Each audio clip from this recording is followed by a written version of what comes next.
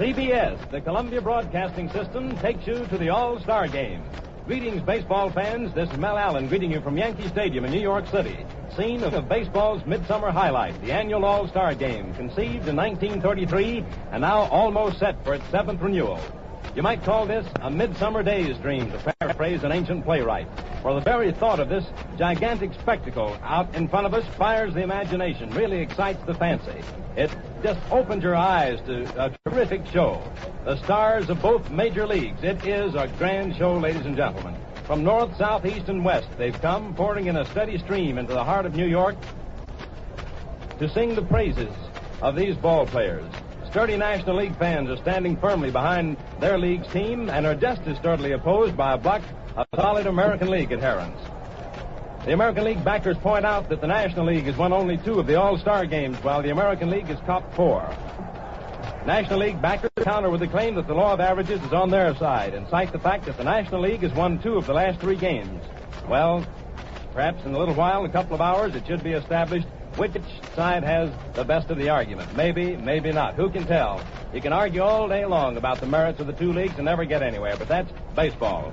Right now, the American League is out on the field taking their infield practice. As you know, this year it's the American League's game. By that I mean that the American League is the home team playing in an American League party.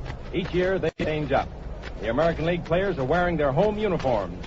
Each member of the American League team wearing his home team uniform.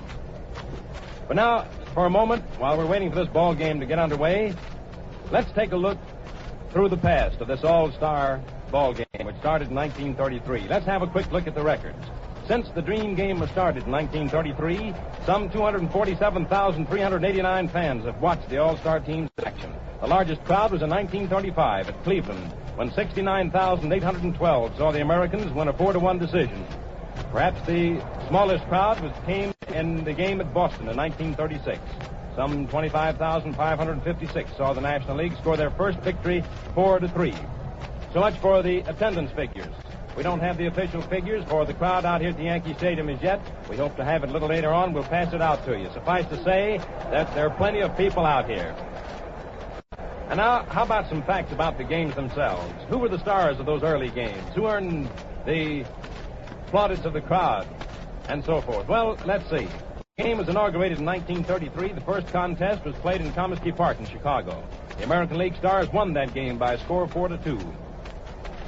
The next year, there was no cause for complaint, although the Americans also won that game, 9-7. The National League led with its great pitching ace, King Carl Hubbell, and how he lived up to his nickname. You remember, game fans, Hubbell hurled 3 innings and retired with a 4-0 lead. During his stay on the mound, he earned everlasting fame by striking out 5 of the greatest hitters in the American League. Any baseball fan will never forget that, whether he was out to the ball game or simply read about it or heard about it over the air. King Carl struck out Babe Ruth, Lou Gehrig, Jimmy Fox, Al Simmons, and Joe Cronin, one right after another. But the American Leaguers went to work on Dizzy Dean, Lon Warnke, and Van Lingle Mungo and managed to eke out a slim victory.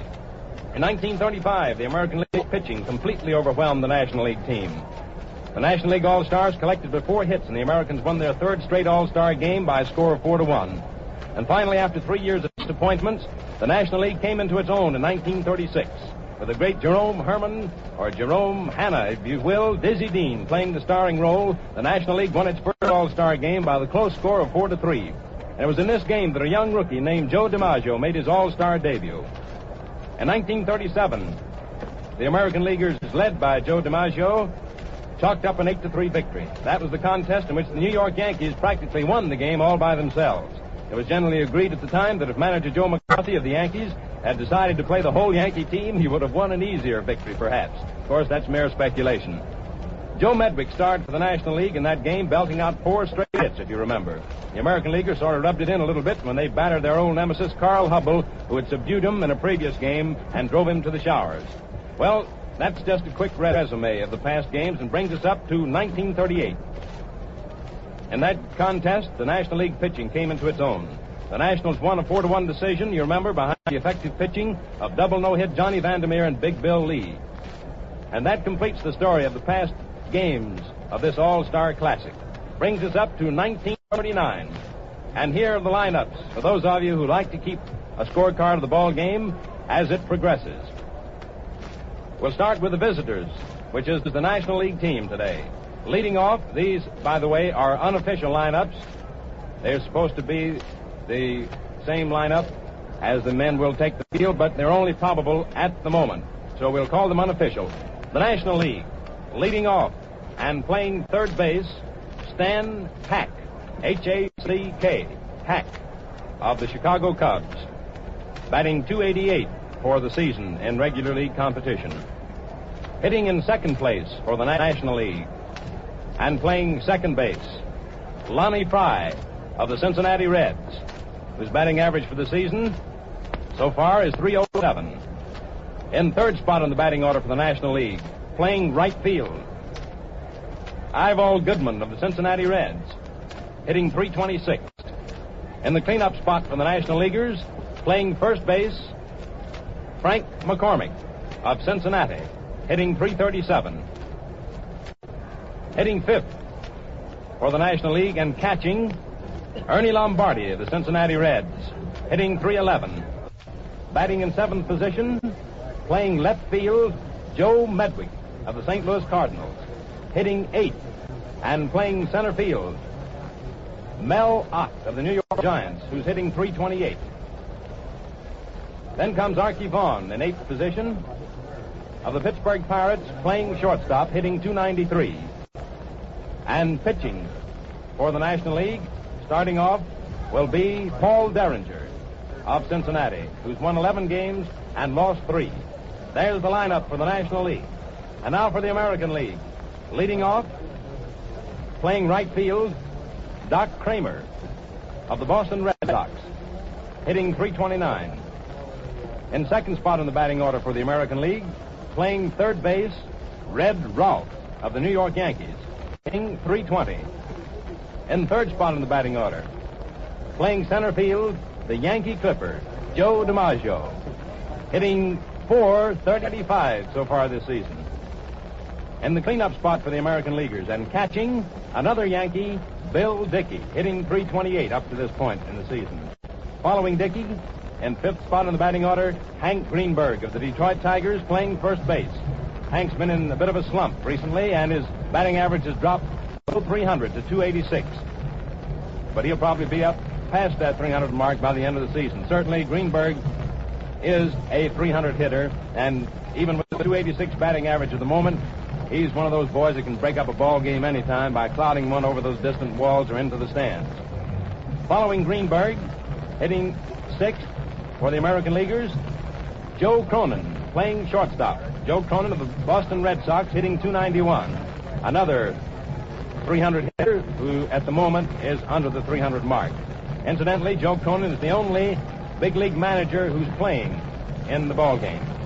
Following Cronin, Twinkle-Toe Selkirk of the New York Yankees, scheduled to play left field. There may be a change there. We don't know for sure. Selkirk's been suffering from a cold, and there's a possibility that he may not play. However, the chances are very bright that he will be in the ball game. Following Selkirk, hitting eighth for the American Leaguers, Joe Gordon of the New York Yankees, playing second base, batting .311. Pitching for the Yankees, Red Ruffing will start. He's won 11 games and lost 3. And so the batteries for this All-Star game, the 7th annual renewal for the National League, Paul Derringer will start on the mound. He's won 11 and lost 3, as has Red Ruffing, the American League starting choice, with 11 victories and 3 defeats. Piloting these two All-Star aggregations out here this afternoon for the National League, Gabby Hartnett of the Chicago Cubs, who manages the Cubs, of course, and assisting him is Board of Strategy, Bill Terry of the Giants, Red Corridon of the Cubs. The Cubs coach, Bill Terry, manages the Giants, of course. For the American League, it's Joe McCarthy of the New York Yankees. Incidentally, Connie Mack was supposed to have piloted the American League team this afternoon. The choice of manager usually goes to the manager whose team wins the pennant in each league during the year. But this being the centennial celebration of baseball, and Connie Mack being the oldest manager in the American League, Manager Joe McCarthy of the Yankees bowed out in favor of Connie Mack, but a recent illness has forced Mr. Mack to relinquish his post, and Joe McCarthy has taken it over again. Mr. Mack, we're happy to say, is getting much better. He's going to listen in to the ball game this afternoon, and we hope he certainly enjoys it. As a matter of fact, ladies and gentlemen, I think it'd be nice if you would join me. Connie's listening in and wishing him a speedy recovery. The grand old man of baseball, Connie Mack. And now just below us, ladies and gentlemen, right to the right of home plate, the entire National League team is lined up in squad formation to have a picture taken of them. Paul Derringer has completed his warm-up duties. He's the starting pitcher for the National League. Red Ruffing, right-hander of the New York Yankees, is still warming up to the left of home plate near the American League dugout. The American League dugout being the one which the Yankees usually hold forth with. And there's the Star-Spangled Banner.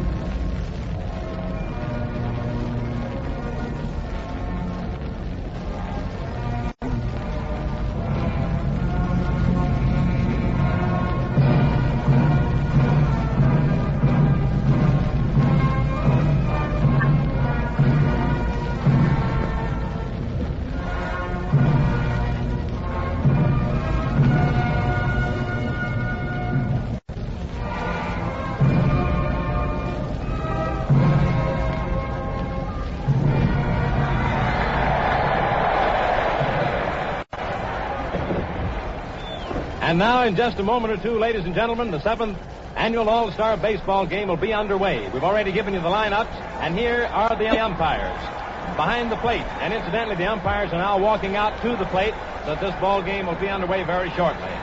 Behind the plate will be Big Cal Hubbard of the American League. At first base, Big George Majorkirk of the National League. At second base, Eddie Rommel. You remember him? He was a great pitcher for the Philadelphia A's years ago. Now an umpire in the American League. Eddie Rommel umpiring at second base. Larry Getz of the National League will be at third base. Now these are the umpires in their positions for the first 4 1/2 innings of this ball game. After the first 4 1/2 innings, Majorkirk will be behind the plate. Rommel will move over to first, Getz to second, and Cal Hubbard will take over third base. And now, for those of you who may have tuned in late, very quickly, we'll run through the lineup for you once more. The visitors this afternoon is the National League team. Each year they alternate. One year the ball game is played in American League Park, the next year in the National League Park. So we'll lead off with the National League first. Stan Hack leading off, playing third base. He's with the Cubs. Lonnie Fry of Cincinnati playing second base. Ivo Goodman, Cincinnati Reds, playing right field. Frank McCormick of Cincinnati Reds playing first base. Ernie Lombardi of the Cincinnati Reds catching. Joe Medwick of the St. Louis Cardinals playing left field. Mel Ott of the New York Giants center field. Archie Vaughn of the Pittsburgh Pirates shortstop. Paul Derringer of Cincinnati Reds, the starting pitcher. There are the umpires out at the plate discussing the ground rules. And it's Lou Gehrig, ladies and gentlemen, who's captain of the American League All-Star team, standing out there at the plate, and the crowd is giving him a tremendous ovation. Just listen for a moment. Out there with him is Gabby Hartnett, manager of the Chicago Cubs. Hartnett, Lou Gehrig, and there goes Bill Terry assisting Gabby Hartnett out to enter the confab. We got a lot of Yankee fans out here today, fans, of course, and you know how the Yankees and Giants are here in New York City. If you've never been here, there's quite a lot of friendly rivalry in there. So some of the Yankee fans are taking advantage of Mr. Terry's presence out here on the field. Now here's the American League lineup. We're running through them very quickly for you. Doc Kramer, Red Sox, playing right field. Red Rolfe of the Yankees, third base. Joe DiMaggio of the Yankees, center field. Bill Dickey of the Yankees. Catching, Hank Greenberg of the Tigers, first base. Joe Cronin of the Red Sox, shortstop. Twinkle-Toe Selkirk of the Yankees, left field. Joe Gordon of the Yankees playing second base. And Gehrig is getting another tremendous ovation as he leaves the plate after his conference with the umpires, walking into the American League dugout. He tips his cap as he steps down the steps, disappearing into the American League dugout. Selkirk of the Yankees playing left field, hitting seventh. Joe Gordon of the Yankees playing second base, hitting eighth. And Red Ruffing batting in ninth spot, the starting pitcher for the New York Yankees. According to present plans, after Derringer, who's the starting pitcher for the Reds, pitching 3 innings. Of course, each pitcher pitches only 3 innings. No more, unless the game goes into extra innings, and then the pitcher that's on the mound at that time may continue further. After Derringer pitches his 3 innings, Bill Lee of the Chicago Cubs is scheduled to follow, and after him, Whitlow Wyatt, the sensational pitcher for the Brooklyn Dodgers, coming back into the big leagues after a brief sojourn in the American League where he failed to attract a great deal of attention, but coming back into the National League in the big time with the Dodgers, he's won 8 ball games without a defeat.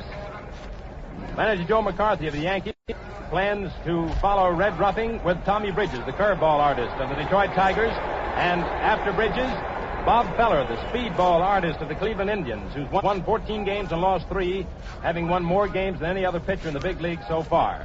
And that's the pitching choices according to pregame gossip. There may be changes if... Just a moment.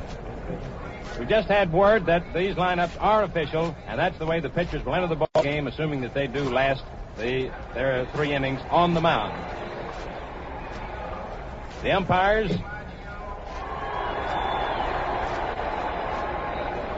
have taken their positions on the playing field.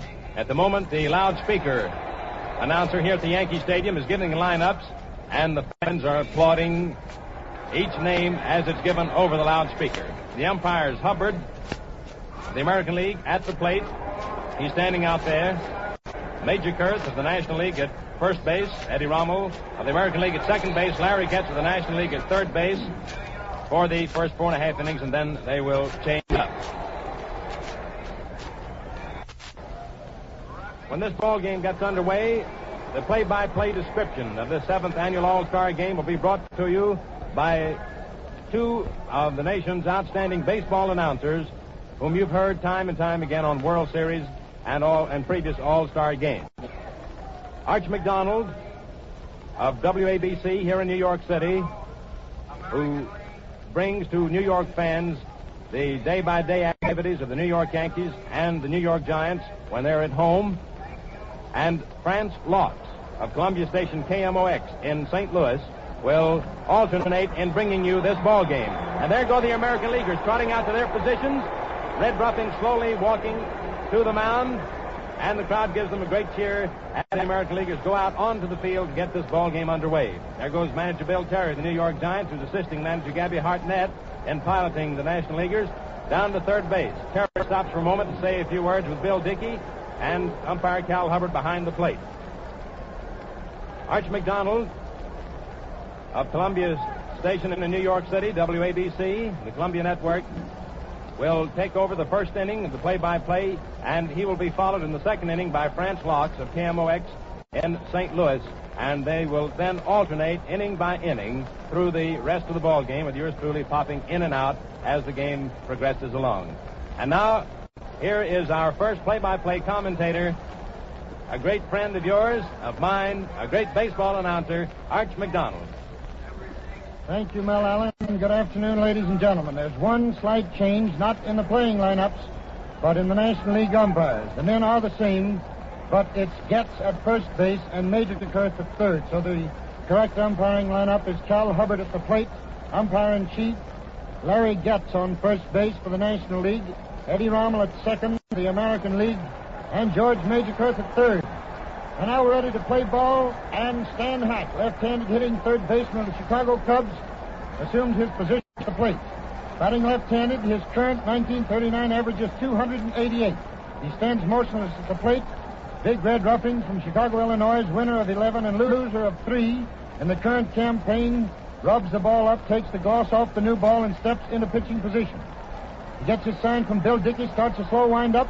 It's the first pitch, and it's right down the middle for a called strike on Stanley Hack. One strike on Stanley Hack, first hitter in the All-Star game. Ruffing is ready to pitch again, winds up. Here it comes, and he hits one foul to the left back of third base, and that makes the count 2 strikes. Hack steps out for a moment. Ruffing gets the new ball, blows on his pitching hand. It's 2 strikes on Stanley Hack, first hitter for the National Leaguers, playing third base and leading off. Ruffing steps on, smooths out a little dirt in front of the mound. 2 strikes on Hack. Outfield is playing him straight away. Infield the same. Ruffing looks down at Dickey, who comes up off his haunches. He's the wind up. Down comes the pitch, and it's high and inside. Ball 1, a fast ball, forcing Hack to move away. 2 strikes and 1 ball is the count. Red takes a look back at his outfield, and who wouldn't like to look at an outfield like that? 2 great outfields here today. Here's the wind up. Next pitch, and he goes down swinging for the first out. Hack went down swinging for the first out. 1 man is out. Now, if you're superstitious, you know the old baseball axiom, if you strike out, you'll always win that first man up. We shall see about that. Junior Fry, another left-handed hitter, playing second base. Linus Fry of the Cincinnati Reds at the plate. Batting .307. Second straight left-handed hitter in the lineup. 1 out, none on. And the American Leaguers are playing him straight away. Ruffing winds up slowly. He throws. The ball is hit slowly down to Joe Gordon. He comes up with it, throws to first, and he's out. Gordon to Greenberg, second to first for out number 2. Fry grounded out second to first. Gordon to Greenberg. 2 men are away now. Nobody on base. And here's Ivel Goodman, left-handed hitting right fielder of the Cincinnati Reds, playing right field for the National League today. 326 is his batting average. 3 straight left-handed hitters have faced Ruffing so far. Dickey gives a sign. Ruffing squares away. Here it comes. Fastball inside. Ball 1. The American Leaguers are shading Goodman a bit to the right. DiMaggio playing in right center. Here's the wind up by Ruffing. Here's the pitch. He hits 1 foul to the left of our broadcasting booth, and that makes it 1-1 on Ivel Goodman. 2 men out, and the National Leaguers have for the first inning. Game at the Yankee Stadium in New York City. Ruffing gets the new ball, rubs it up a bit. Dickey flashes a sign, comes up off his hunches. Ruffing is ready. Here it comes inside, forcing Goodman to back away from that dish, and it's now 2 balls, 1 strike. People are still coming in the stands, and it's quite a crowd here. Official figures will be announced later. 2 balls, 1 strike is the count. Goodman the hitter, 2 men out, nobody on, first inning. Here's the next pitch from Ruffing. It's low and inside. That makes it 3-1. Fast ball below the knees and inside. 3-1 on Ivel Goodman with Frank McCormick on deck. There are 4 straight Cincinnati Reds in the lineup. After Hack of the Cubs, it's Fry, Goodman, McCormick, and Lombardi, all of Cincinnati. Here's the next windup by Ruffing. The pitch, and he hits a long fly ball out to deep right field. And back under it is Kramer near the wall, about 15 feet in front, and he gets it, and the side is retired. Goodman flied to Doc Kramer within about 10 feet of the wall in deep right. Side is retired for the National Leaguers in order. No runs, no hits, no errors, nobody left on base. And so the score at the end of the first half of the first inning of the 7th annual All-Star game finds the National Leaguers failing to score on Red Ruffing, who put the National Leaguers 3 and 3 down. We couldn't help but reflect in the past for just a moment as Ruffing stepped on the rubber to pitch the first ball to the first National League hitter, who was Stan Hack.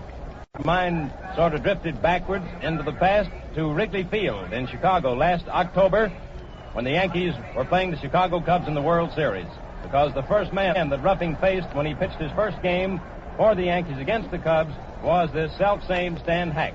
But the story was a little different this afternoon, because the first time that Ruffing faced Hack, if memory serves correctly, Hack singled sharply to left field. Well, we're getting ready to come into the last half of the first inning. Kramer, Rolfe, and DiMaggio to face Paul Derringer. There's the long throw down to second base, and Doc Kramer of the Boston Red Sox steps into hitting position. As Kramer comes to the plate, he's batting .329, leading off for the American Leaguers and facing Paul Derringer. He and Ruffing have the same records, 11 wins and 3 losses. Kramer squares away, has a very unorthodox batting stance, left-handed hitter. Derringer starts a long wind-up. Here's the first pitch to Doc, and he hits the ball over shortstop into left field for a base hit with Doc Kramer of the Boston Red Sox.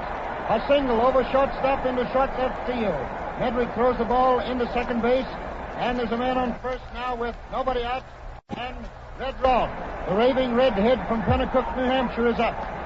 Batting second, his usual spot in the Yankee lineup. He's batting .320, playing third base for the American Leaguers. Outfield straightaway, Derringer throws to first. He can't get him. And the ball is thrown back in by McCormick. Rolfe steps into the batter's box. Kramer's on first, nobody out. Here's the stretch. A look at first. Derringer throws, and it's low. Ball one. Count is 1 ball. Red Rolfe, the batter. Rog Kramer on first base. First hit of the ball game. First man up for the American Leaguers. Derringer steps on into position. He throws. There goes Kramer. And a long fly ball hit out to right center field. Back goes Mel. He's under it. He takes it. And Kramer jogs back to first base. Ott took that long fly ball with a hit and run on in right center about 380 feet from the plate.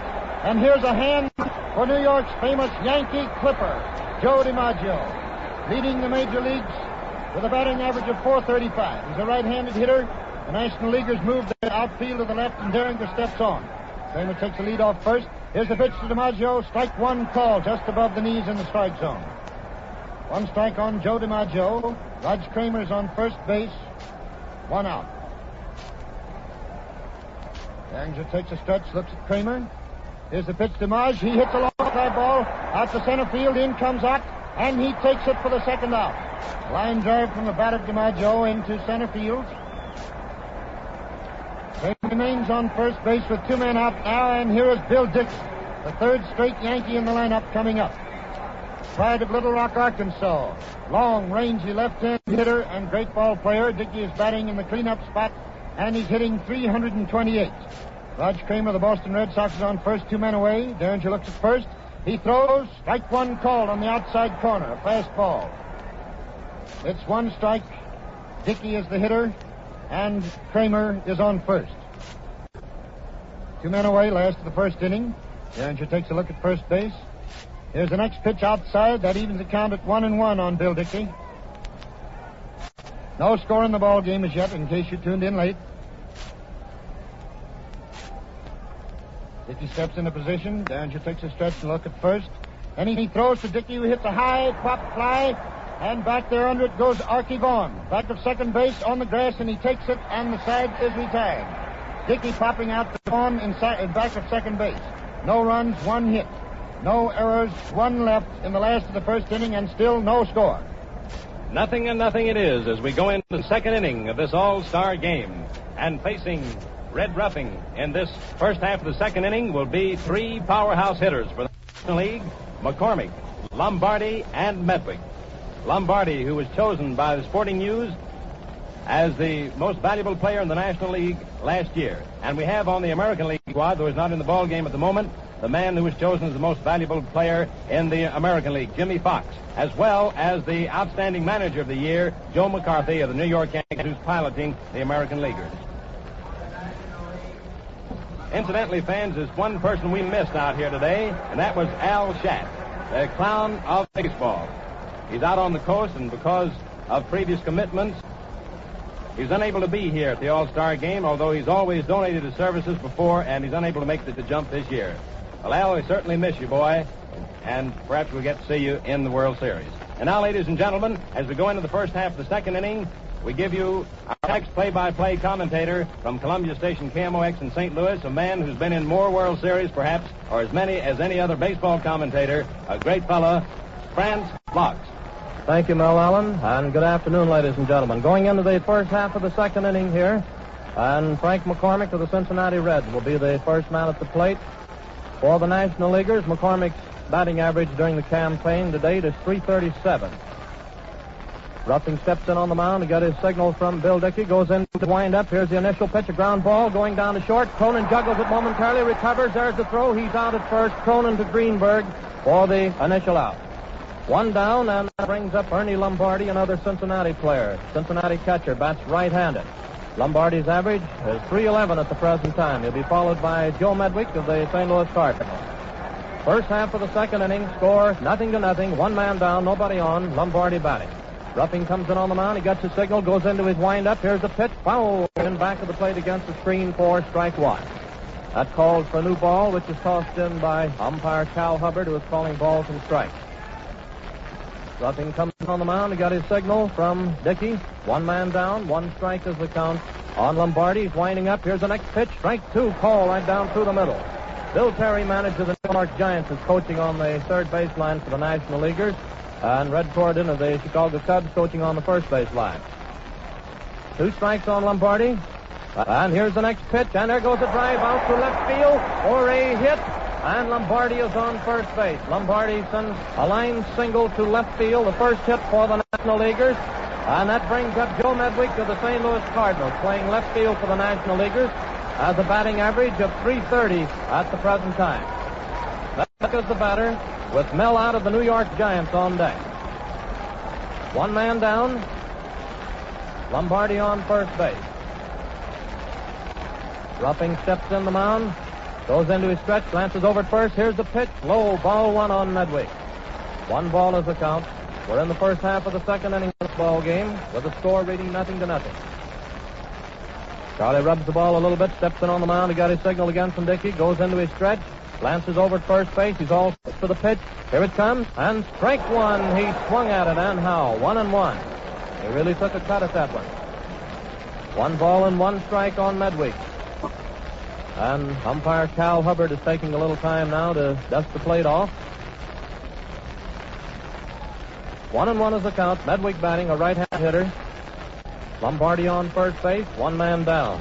McCormick making the first out. He grounded out Cronin to Greenberg. Ruffing steps in on the mound again. Up goes the arm. He's all set. Here's the pitch, and there's a foul ball. Going to the right of the plate, up on top of the stands, making the count read 2 strikes and 1 ball. Another new ball is tossed in. Ruffing standing in back of the mound, rubbing the gloss off that new ball, looking out at the outfield. Then he turns around, strolls in on the mound. He got his signal from Bill Dickey. 2 strikes, 1 ball is the count. Up goes the arm again, glances over at first. Here's the pitch, and it's another foul right back of the plate against the screen. And it's still 2 strikes, 1 ball. That ball bounced off the screen back out on the playing field. A new ball is tossed in. Greenberg does the recovering act there and tosses the one that was fouled back to Cal Hubbard. All set to go again. 2 strikes, 1 ball. Lombardi on first base. Each club has 1 hit so far. Kramer, the leadoff man, getting 1 for the American Leaguers in the first inning. Lombardi getting 1 for the National Leaguers here in the second inning. Ruffing steps in on the rubber to get his signal. The count, remember, is 2 strikes and 1 ball on Joe Medwick. Lombardi on first. Here's the pitch. Strike 3 called. Medwick called out on strikes for the second out, and that brings up Mel Laux, who is playing center field of the New York Giants.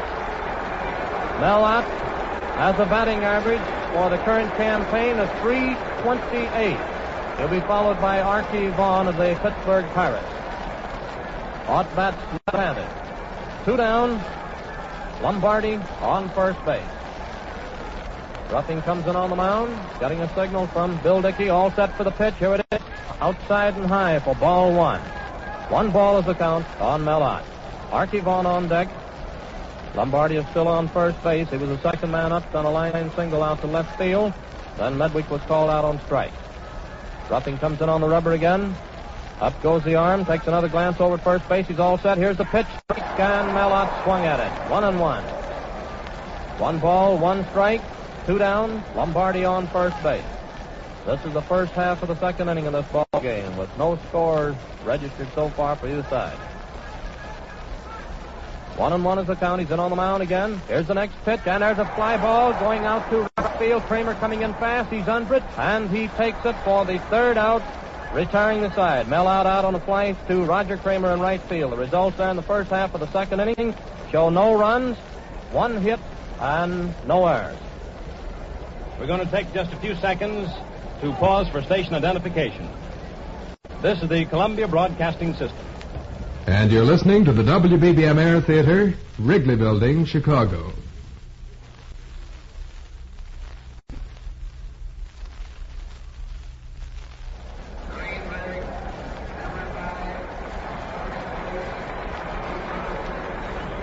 Back out again at the Yankee Stadium in New York City, baseball fans, as we come into the last half of the second inning of the 7th annual All-Star Game. And the first 3 hitters to face Paul Derringer, pitching the first 3 innings for the National Leaguers, Hank Greenberg, Joe Cronin, and George Twinkletoes Selkirk. the three of whom have hit 39 home runs this season between them. There's the long throw down to second, and here we go, the last half of the second inning, as Hank Greenberg steps into hitting position. Hank Greenberg, a member of the Detroit Tigers, the batter. His average 286 so far during the campaign, a little under par for Hank, but he's still well up there in the way of home runs. He bats right-handed. Derringer's in on the mound, getting a signal from Lombardi. Starts his windup for the initial pitch. Here it comes, inside, ball one. 1 ball is the count on Hank Greenberg, the first man up for the American Leaguers here in the last half of the second inning. Derringer goes into his windup again.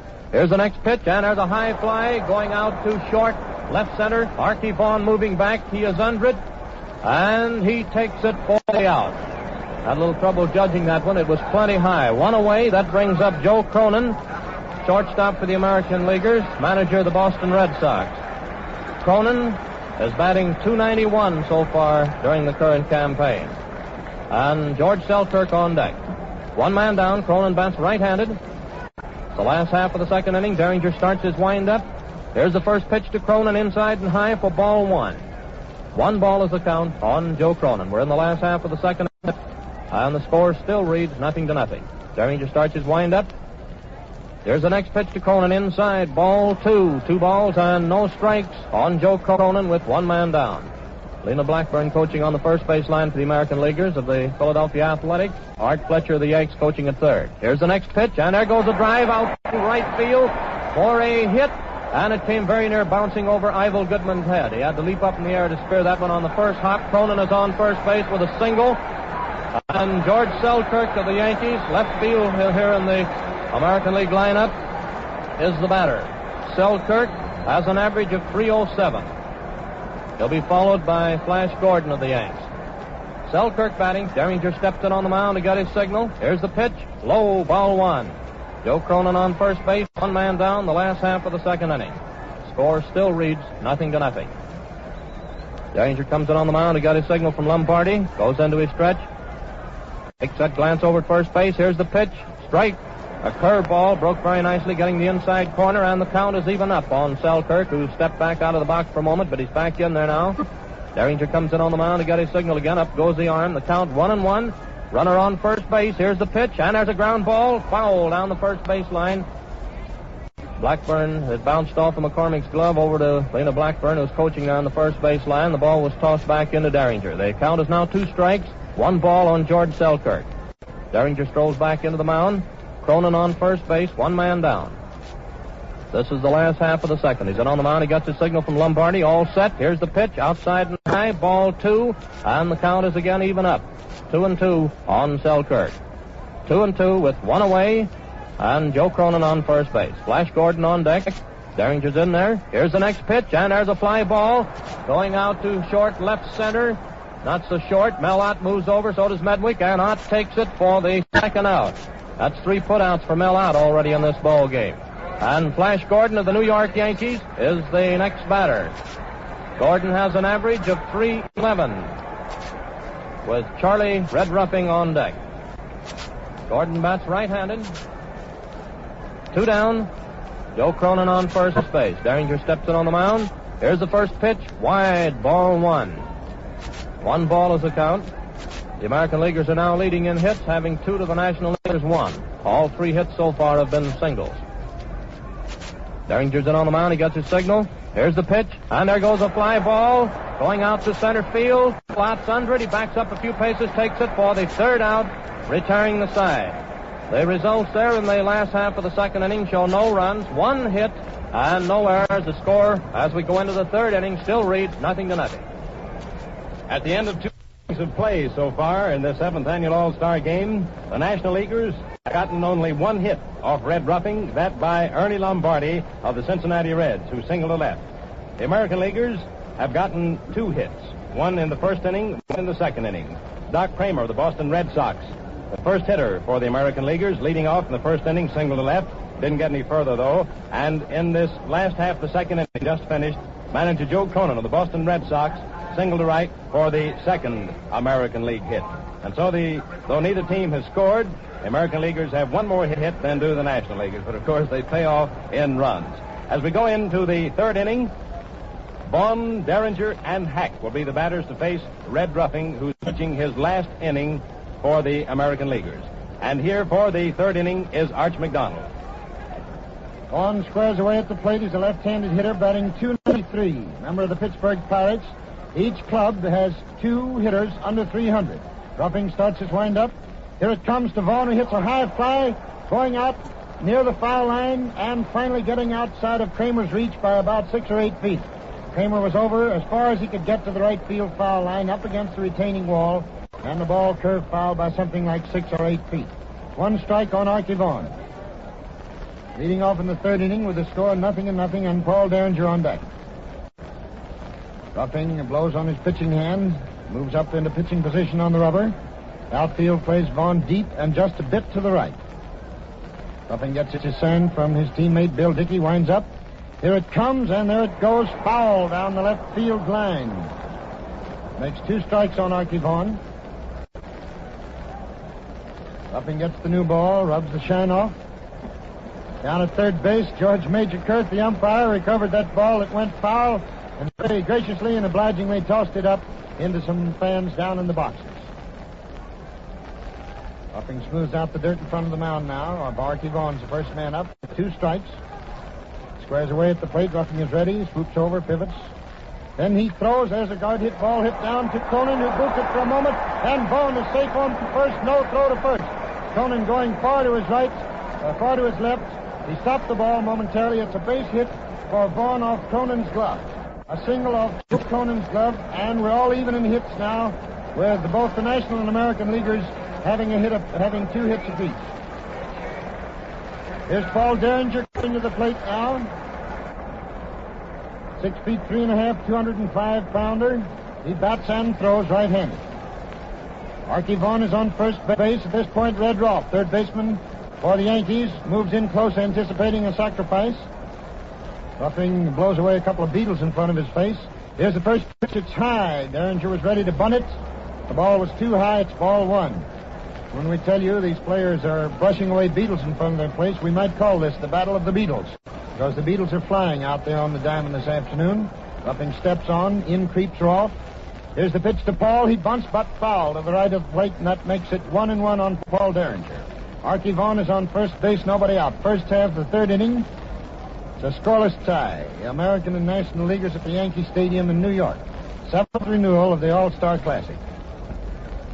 Ruffing gets a new ball now from Cal Hubbard, rubs it up for a moment. Off in on the grass now, ready to take care of that bunt, if any. Here's the pitch from the redhead. He bunts foul, back into the screen. That makes it 2 strikes in the ball. Archie Vaughn, who singled off Joe Cronin's glove, is on first in the first half of the third inning and no score. Now Derringer chokes up on his bat. Ruffing, in that characteristic way of his, blows on his pitching hands. He does so often. Rubs his uniform, steps into pitching position with a man on first, nobody out. Takes a stretch, a glance over his shoulder at Vaughn. Then he throws to Derringer, who goes down swinging. And that is the 3rd strikeout for Charlie Ruffing. Striking out Paul Derringer. And he also struck out Medwick in the second and Hack in the first. And speaking of Hack, here he is for the second time, having struck out first time up, leading off for the National Leaguers in the first inning. He's up there at the dish now with Archie Vaughn on first. There's a slow throw to first, which Greenberg slowly throws back in because Vaughn was just standing right on the bag. Ruffing has it now. He steps into pitching position. Man on the first, 1 out. Hack squares away, left-handed hitter. Here's the pitch. He hits the first pitch. It's a fly going down the left field line. Over comes Selkirk near the line. It drops in there safely. And going to second base is Vaughn. The throw is down there, but Vaughn is in safely. Vaughn, thinking the ball would be caught, stayed close to first base, and it dropped about 5 feet inside the foul line down the left field line. Selkirk got the ball on 1 hop through to second, but Vaughn just barely beat the play down there as Selkirk tried to force him. Just barely had time to make it. So it's a single in left field for Hack, the second hit of this inning, and the 3rd off Ruffing. There they are now, 1 out, the Ducks on the pond. Men on first and second, and Linus Jr. Fry at the plate. Great second baseman of the Cincinnati Reds, a left-handed hitter. Outfield playing straight away. Men on first and second, 1 out. Ruffing steps off, takes a look back at Vaughn, who's on second. Stan Hack is on first, 1 man away. Fry at the plate. Ruffing takes a look back at Archie Vaughn. He has a lead of about 10 feet off second. Cronin playing a very deep short. Here's the first pitch inside, forcing Fry to move away from that plate. Ball one. 1 ball to count. Fry the hitter. Men on first and second, 1 out. First half of the third inning. No score in the game as yet. Ruffing steps on, takes a stretch and look at Vaughn. Then he throws. Fry hits it down the line, going down first base. And here, rounding second, third is Vaughn. He's scoring. And there goes Hack to third base. Fry is pulling up at second. It's a double over Greenberg's head down the right field line for Junior Fry. Scoring Vaughn from second base and sending Hack to third. That sends the National Leaguers out in front, ladies and gentlemen, by a score of 1-0. Men on first, men on second and third, and 1 out. Bill Terry has gone out to see if Fry is all right. He looked for a moment when he slid into that bag as if he might have been injured slightly, but evidently not. Terry went out there and ascertained that he was all right. So Fry's double. He gets credit for a run batted in. He sends Hack to third with it and scores Vaughn. First run of the ball game. Men are on second and third, 1 out. Here's Goodman. And he's going to get an intentional pass. There's the first pitch. They pitch out to Ivor Goodman. Last time up, he flied to Kramer in right field. Ruffing looks at third. And there's the second pitch out to Bill Dickey.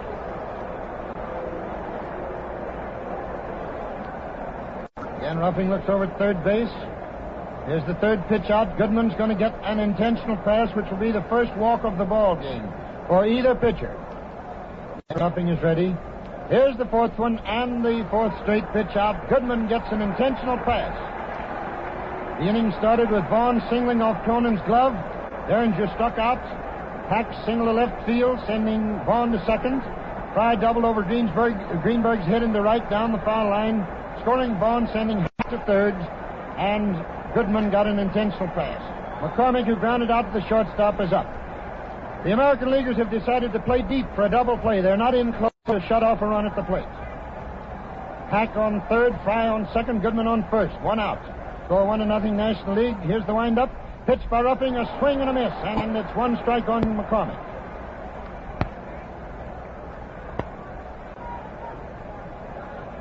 One strike on Frank McCormick. He grounded out to Cronin last time up. The American Leaguers are going to gamble for a double play. National Leaguers lead 1-0. Ruffing squares away, looks at third, winds up. Here it comes, fouled into the National League's dugout. And boys, that was really shillelagh. Evidently nobody was hurt, but that ball was hit into there very hard. That makes it 2 strikes on Frank McCormick. The new ball is thrown out to Ruffing. He has his glove off, rubbing it up. He has strong, powerful hands, good grip. Pounds that ball in his glove a couple of times. Gets the sign from Will Dickey. Brushes away a beetle or two. Now he steps into position, looks at third, winds up.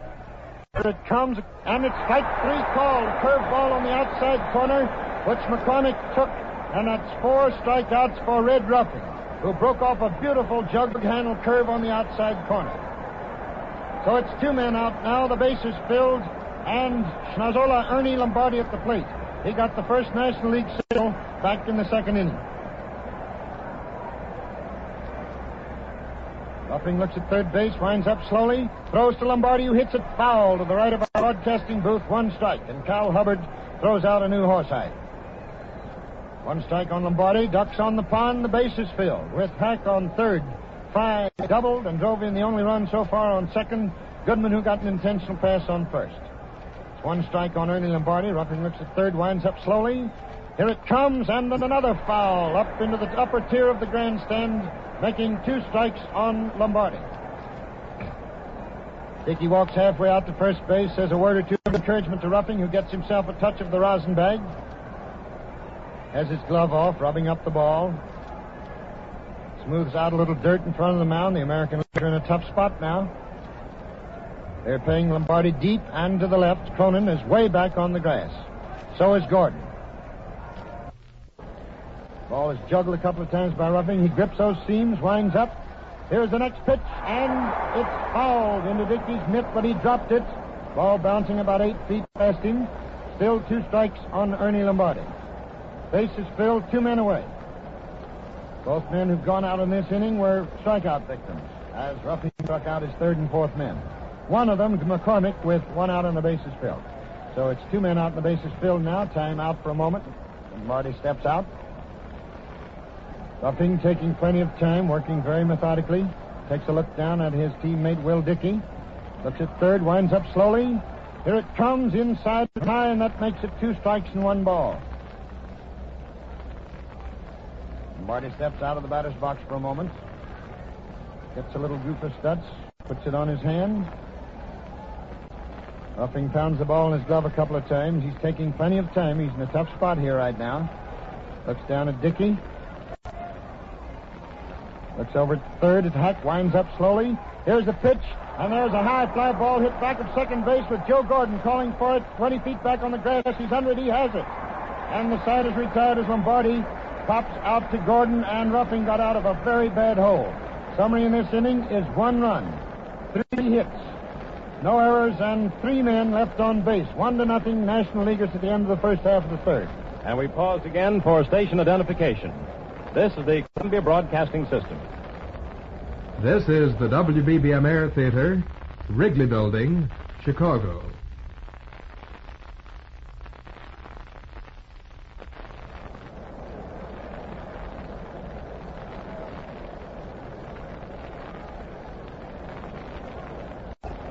Back again at Yankee Stadium as we go into the last half of the third inning, with the National Leaguers having broken the scoring ice in the first half of the third to take a 1-0 lead. And incidentally, fans, 3 times in the history of this All-Star Classic, the National League has taken the lead first in the ball game. In 1934, they took the lead but lost 9-7. In 1936, they took the lead and won 4-3. And in 1938, they took the lead and won 4-1. So if you're superstitious, well, looks like the National League might win. Here we go now, last of the third inning. Merle Hogue, outfielder of the Browns, is batting in place of Rupp, hitting .319, right-handed hitter. Derringer starts his windup.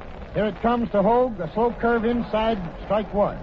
Hogue, who wears the smallest shoes in baseball, with a 4 on one foot and a 4.5 on the other, is up, right-handed hitter. Here's the next pitch. Hogue swings and fouls it into the screen, strike 2. Merle Hogue, outfielder for the St. Louis Browns, batting in place of Charlie Ruffing, who worked 3 innings, gave up 4 hits, walked 1, and struck out 4. Derringer's ready. He throws, and Hogue goes down swinging, his bat bouncing way out in front of the American Leaguers' dugout. At a very slow curve from the pitching arm of Big Paul Derringer. That, incidentally, is his first strikeout of the ballgame. He has not walked a man. He's given up 2 hits. Roger Kramer, Doc Kramer's up for the second time. He led off in the ballgame with a single to left field. Derringer winds up slowly, outfield straightaway. Here it comes, and he hits it foul. Back of third base, 1 strike on Doc Kramer. Paul Derringer's working the first 3 innings. 1 out, none on for the American Leaguers. Last at third, score 1-0 National Leaguers. Here's the windup. Down comes the pitch inside, forcing Kramer to duck away from that plate, and it's 1-1 on Rog Kramer. He squares away at the plate. Derringer winds up slowly. Whips that arm down, a slow pitch. Slow roller hit down to second base. Taken by Fry over to McCormick, and that's 2 outs. Kramer grounding out second to first. Fry to McCormick for out number 2. 2 men up and 2 men down, and Red Rolfe is coming around. Last time up, he flied to Laux out in center field. 2 out and none on. Outfield deep and a little bit to the right. Rolfe squares away. Derringer's ready. Here's the windup. And the pitch. Strike 1 called right down the middle. Derringer's mixing them up out there. He has a fine assortment today. Winds up again, working a little faster now. Here it comes. A curved ball inside. Ball 1. The count is 1-1 on the redhead. 2 out and none on. Last of the third. National Leaguers out in front, 1-0. Here's the windup by Derringer. The pitch. Rolfe hits a high foul. Over goes Hack. He cannot get it. It's dropping into the lower boxes back of third base. Lena Blackburn and coaching at first base. Art Fletcher of the Yankees coaching at third, trying to stir up a little rally here. Derringer winds up slowly. Here's the pitch to Rolfe. He hits a fly ball. A line drive to Vaughn, and the side is retired. Rolfe lining to Archie Vaughn at shortstop for the retiring out. No runs, no hits, no errors. Nobody left as Rolfe lined out to Archie Vaughn. Score at the end of the third. still 1-0 in favor of the National Leaguers, Mel. And as we go into the first half of the fourth inning, the National Leaguers coming to bat, the American Leaguers will have a new pitcher. Each pitcher who goes into the ball game is scheduled to pitch only 3 innings. Red Ruffing, who started for the American Leaguers, pitched 3 innings, allowed 4 hits, walked 1 man, struck out 4, and allowed 1 run. 3 of the hits coming in the 3rd inning when the National Leaguers got their only run. As it was, though, with the bases loaded, Ruffing came through with a masterful performance to retire the side. With the bases loaded and only 1 out, preventing the National Leaguers from getting any more runs. And now, walking into the mound to take up the pitching burden for the American Leaders is the ace right-hander of the Detroit Tigers, the curveball artist, Tommy Bridges, who's won 11 games and lost 2 for Detroit this season, making a magnificent comeback this year after slumping somewhat last season. And so it's Tommy Bridges, a right-hander, taking up the pitching duties for the American Leaguers. There's his first warm-up pitch to Bill Dickey. Merrill Hogue, incidentally, having pinch-hitted for Red Ruffing, and Ruffing's turn at bat in the last half of the 3rd inning for the American Leaguers. Hank Greenberg, playing first base for the American Leaguers, a Detroit Tiger, dashes into the mound to say a few words to Tommy Bridges, his teammate. Manager Joe Cronin, Joe Gordon, the second base combination for the American Leaguers at the moment, are both standing on second base talking to each other. Red Rolfe is in on the grass of the infield, 2 feet away from third base, watching Bridges take his preliminary pitches. And standing in back of the plate is the first hitter that will face Tommy Bridges, Joe Medwick, wearing his familiar number 7. And there's a long throw down to second base, and we're ready to go in the first half of the 4th inning, with the National Leaguers leading the American Leaguers 1-0, and here is France Laux to carry on. Joe Medwick, first man at the plate. On his other appearance in the 2nd inning, he took a called 3rd strike. Bats right-handed with Tommy Bridges on the firing line now for the American Leaguers. Bridges has a record of 11-1, 2 losses. One of the best of any pitchers in this classic. Gets his signal from Bill Dickey, starts his wind-up. Here's the first pitch to Medwick, low, ball 1. Mel Ott will be the second hitter of the inning, followed by Archie Vaughan. 1 ball is the count on Joe Medwick. Right-handed batter. Bridges gets his signal again, goes into his windup for the next pitch. Here it comes, and a ground ball going down to short. Cronin takes it on a big hop. There's the throw. He's out at first. Cronin to Greenberg for the initial out. 1 away, and that brings up Mel Ott. Mel Ott on his other appearance at the plate was out on a fly ball, out to Roger Kramer, out in right field. There's plenty of partisan Yankee fans here, as well as some New York Giant fans here, and a little cheering and reverse cheering both for Mel. Bats left-handed. Archie Vaughan on deck. Bridges gets his signal, goes into his wind-up, and here's the first pitch to Mel Ott, a little bit low, ball 1. 1 ball is the count. Mel Ott batting with 1 man down, nobody on. First half of the 4th, and the National Leaguers leading by a score of 1-0. Bridges starts the old wind-up again. Here it comes, and a foul ball. It's going out in fair territory down the third baseline. Rolfe coming in, and Dickey going out, and Dickey takes it for the out. 2 down. Ott popped out to Dickey, about halfway down between home and third. That's 2 down. Archie Vaughan, the Pittsburgh shortstop, is the batter. Vaughan had a single on his other trip to the plate, and so far he has scored the only run of the ball game. That was followed by 2 hits by Hack and Fry in the 3rd. Vaughan batting with 2 down, nobody on. Here's the first pitch to Vaughan, strike 1. He swung at it. He tried to stop that swing, but he had gone too far. 1 strike is the count on Archie Vaughan. We'll have a pinch hitter for Paul Derringer if Vaughan happens to get on, because Derringer's through with his 3 innings. Bridges it on the mound again, starts his wind-up for the next pitch to Archie Vaughan. Here's the pitch, ball inside, and the count is even up, 1-1. 1 ball and 1 strike with 2 down. The National Leaguers are leading in hits now, having 4 to the American Leaguers 2. Only 1 extra base hit so far. That was a double. Goes to the credit of Linus Fry of the Cincinnati Reds. Here's the next pitch to Vaughan, strike 2. He took another cut. 2 strikes and 1 ball. 2 strikes and 1 ball. Tommy Bridges seems to have plenty on that ball. Curve is breaking very nicely. 2 strikes, 1 ball, 2 down, nobody on. Steps in on the mound. He got his signal again from Dickey. Goes into his windup for the next pitch.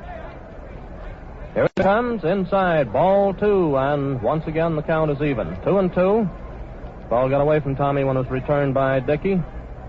This is the first half of the fourth inning.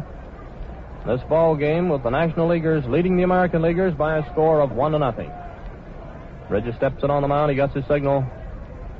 Winding up now for the next pitch. Here it comes. Low. Ball 3. 3-2 is the count. The old 3-2 pitch coming up this time. Vaughn steps back out of the batter's box for the moment. He's back in there now. Bridges walking back to the mound. The count 3-2 with 2 down. And this is the one where both of them are more or less in the hole. He's in on the mound. He gets his signal. Starts his wind-up for the pitch. The count 3-2. Here it comes. And it's outside and high. Archie Vaughn gets free transportation. And now we'll see who's coming in. Dolph Camilli of the Brooklyn Dodgers coming in to bat for Paul Derringer. Camilli of the Brooklyn Dodgers coming in to bat for Paul Derringer. Camilli has a batting average of .287 during the current campaign. Bats left-handed. Camilli the batter. Archie Vaughn on first base. Camilli batting. Stanley Hack on deck. We're in the first half of the fourth inning.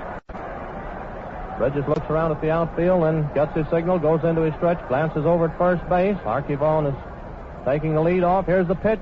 Strike 1 called on Camilli. 1 strike is the count. The first half of the fourth inning with 2 down. Archie Vaughn on first base. That's the second National Leaguer to get on. The result of a pitch on balls. However, Goodman was purposely passed in the third inning. Bridges goes into his stretch again. Glances over at first. Here's the pitch. Strike 2. Camilli swung at it. 2 strikes is the count on Camilli. The first half of the fourth inning in this ball game. Archie Vaughn still on first base. 2 men down. Stanley Hack on deck. Bridges getting his signal. Up goes the arm. He glances over at first base. He's all set for the pitch. And it's strike 3.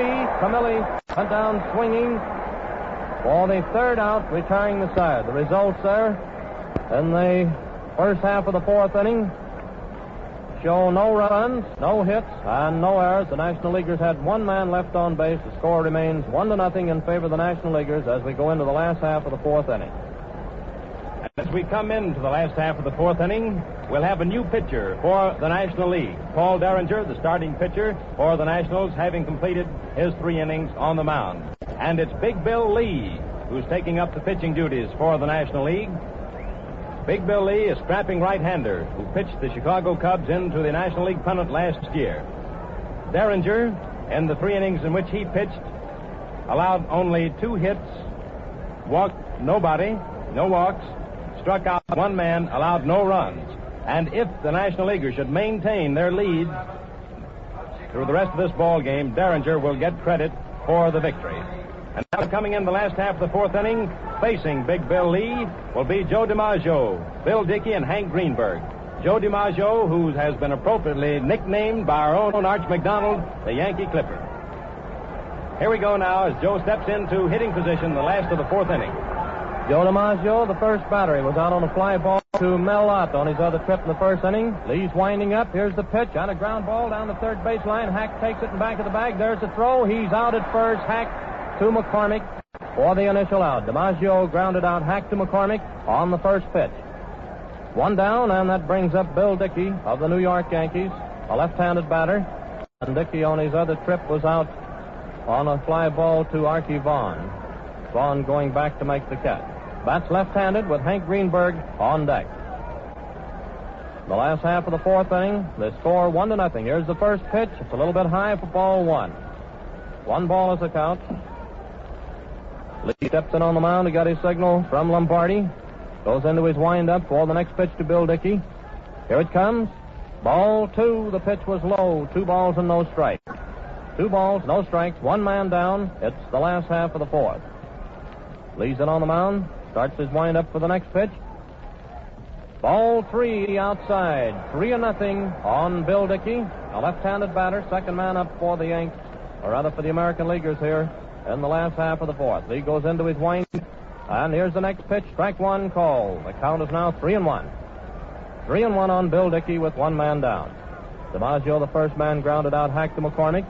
Lee goes into his windup for the next pitch, and it's ball 4 low, and Bill Dickey walks. That's the first American leaguer to walk. That brings up Hank Greenberg of the Detroit Tigers, the American leaguer's first baseman. He was also out on a fly ball to Archie Vaughan on his other trip. That was the second inning. Bats right-handed.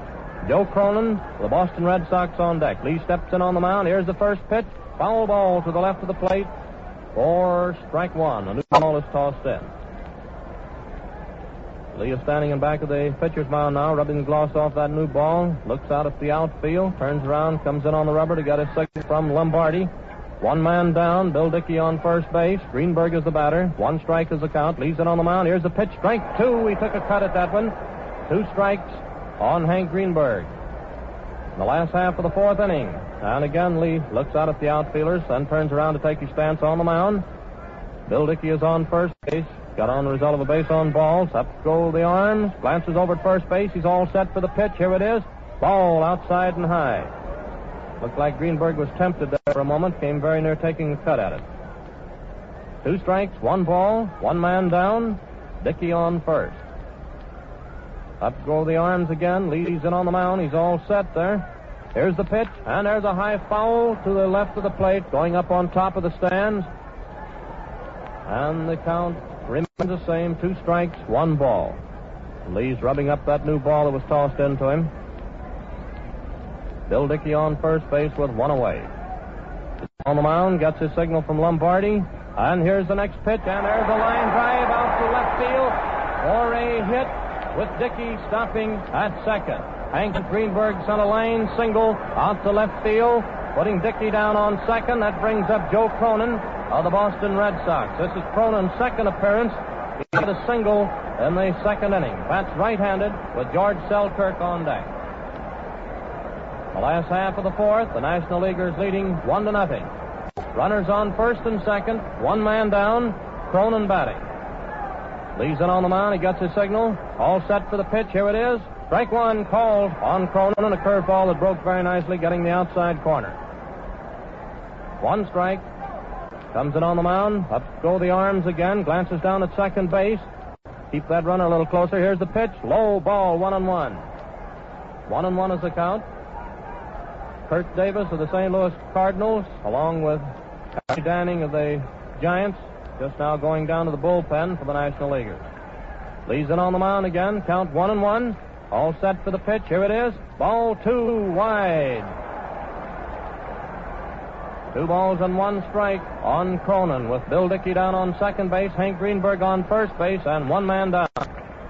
2 balls, 1 strike. Here's the next pitch. Foul in back of the plate, and the count is now even up 2-2. That calls for another new ball. 2-2 on Cronin, who steps back out of the batter's box for the moment. 2-2. Comes in on the mound. He got his signal. Greenberg on first base. Dickey down on second base. All set for the pitch. Here it is. And it's strike 3. Cronin went down swinging. His bat slipped out of his hand and went very near out to Archie on it short. That's 2 away. And that brings up Selkirk, the Yankees' left fielder for the American League, member of the New York Yankees. And Selkirk, on his other trip to the plate, was out on a fly ball to Mellott out in deep center. Still have runners on first and second, 2 down. Selkirk batting, a left-handed batter. Lee's in on the mound. He gets his signal. Here's the pitch. Wide, ball 1. Flash Gordon on deck. 1 ball is the count on Selkirk.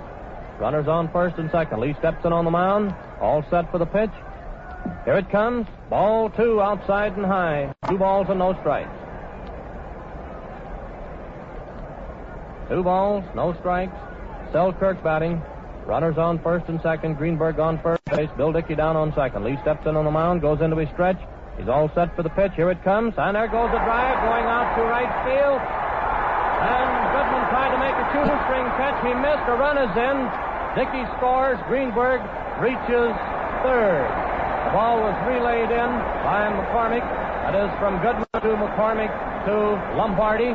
It's a hit for Selkirk. That ties up the ball game. Bill Dickey crosses the plate. Greenberg reaches third. It was a hit for Selkirk. Goodman tried to make a shoestring catch. Looked like he might have been hurt a little bit on the play, but evidently not. He's up and staying in there, and Joe Gordon is the batter. The ball game is tied up now 1-1. The last half of the fourth with runners on first and third. Gordon batting. Here's the pitch. Wide, ball one. Gordon bats right-handed. 1 ball is the count on Flash Gordon. Hank Greenberg over on third. George Selkirk on first base. Bill Lee steps in on the mound. He got his signal.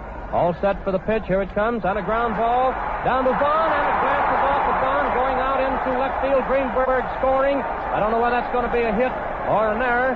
It was rather a hard ball, though, at that. And it's one of those kind that can be scored either way. Greenberg scored. It's an error for Archie Vaughn, the first error of the ball game. Selkirk stops at second. And Tommy Bridges is the next batter. Gordon on first base.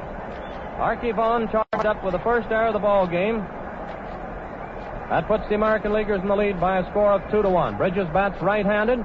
Here's the pitch, and a foul ball coming back against the screen for strike one.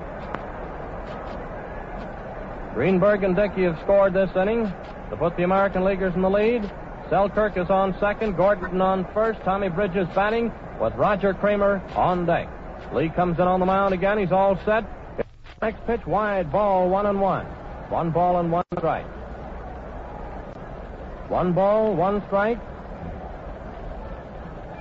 Up goes the arm again. Glances down at second base. Getting set. Here's the pitch. Ball inside. 2 balls and 1 strike on Tommy Bridges. Bats right-handed. Runners on first and second. Sit on the mound. Gets his signal from Lombardi. Here's the next pitch. Strike 2. Call. 2-2 on Bridges. 2 balls and 2 strikes. With Flash Gordon on first base, George Selkirk down on second. And 2 down. The last half of the fourth inning, the American Leaguers leading by a score of 2-1. Lee steps in on the mound. He got his signal again. All set for the delivery. Here's the pitch. Ball 3, low. And the count is now 3-2. 3-2 on Tommy Bridges. 3 balls and 2 strikes. Lee goes into his stretch, glances down at second base. Here's the pitch, both runners going. Strike 3, call. Tommy Bridges called out on strikes for the third out, retiring the side. The results then, the last half of the fourth inning, show 2 runs, 2 hits, and 1 error, which was charged up to Archie Vaughn. 2 men left on base. The score going into the first half of the fifth inning reads American Leaguers 2, National Leaguers 1. We pause again for station identification. This is the Columbia Broadcasting System.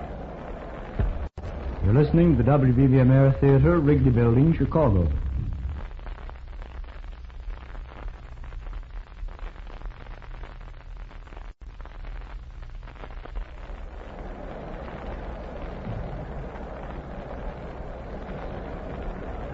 Ready to go in the first half of the fifth inning of this All-Star game being played out here at Yankee Stadium in New York City. And we got plenty of action in the last half of the fourth inning as the American Leaguers came from behind. They were trailing 1-0 to take a 2-1 lead. As we go into the fifth inning, the first hitter to face Tommy Bridges, pitching his second inning for the American Leaguers, is Stan Hack of the Chicago Cubs, and here's Arch McDonald. In 2 previous trips to the plate, Hack struck out in the first and singled to left in the third inning. It was 2-1 in favor of the American Leaguers. Hack, a left-handed hitter up there at the plate. Tommy Bridges steps on the mound. The outfield is playing Hack straight away. Bridges winds up in a jerky sort of fashion. Then he throws. Hack swings and misses. 1 strike. A very slow breaking curve right over the heart of the plate. 1 strike on Stan Hack. He's had 1 for 2 on the day. Squares away at the plate. Bridges grips the seams. Dickey comes up off his haunches. Here's the throw. Wind up. He rocks in the box. Down comes the pitch. High inside. A fastball. That makes it 1-1 on Stan Hack. First man up, first half of the fifth. The American leaders leading 2-1. Bridges is ready. Winds up slowly. Then he throws. Hack fouls it off to the left, and that makes it 2 strikes and 1 ball. This is his third trip to the plate. He struck out in the first, and he singled left field in the third. New ball is thrown out to Bridges. slight left-hander, Tennessee boy with the Detroit Tigers, has the finest pitching record of any American League pitcher in this game. Here's the next pitch, outside, ball 2, and that evens the count 2-2 on Hack, who is the leading man for the National Leaguers in the 5th inning. Score 2-1 in favor of the American Leaguers. Bridges starts his windup. Here it comes, outside, ball 3, and 3-2 is the count now with the pay ball coming up. Bridges nervously steps off the rubber for a moment. Bill Dickey down on his haunches, flashes the sign. Outfield straight away. Here's the windup. Here it comes. He goes down swinging. That's the second time Hack has gone down swinging in 3 trips. That's Bridges' second strikeout. Total of 6 strikeouts for the American League pitchers, Ruffing and Bridges. Ruffing had 4 and Bridges 2 in 1 1/3 innings. Ruffing's 4 was in 3 innings, and here's Fry up. He had 1 hit, a double. He drove in the only run for the National Leaguers in the 3rd. Here's the windup. Pitch is outside, ball 1. Fry grounded out to Gordon in the 1st inning, doubled, and drove in the National League's only run in the 3rd. Count is 1 ball, 1 out. Here's the windup by Tommy. The pitch hit down the line to Greenberg, who boots it for a moment, then takes it, throws to Bridges, and he's out at first. Greenberg to Bridges, who covered first for the 2nd out. Ball was a hard-hit ball that was bobbled momentarily by Hank, but he had plenty of time to retrieve the ball and throw to Tommy Bridges, who covered.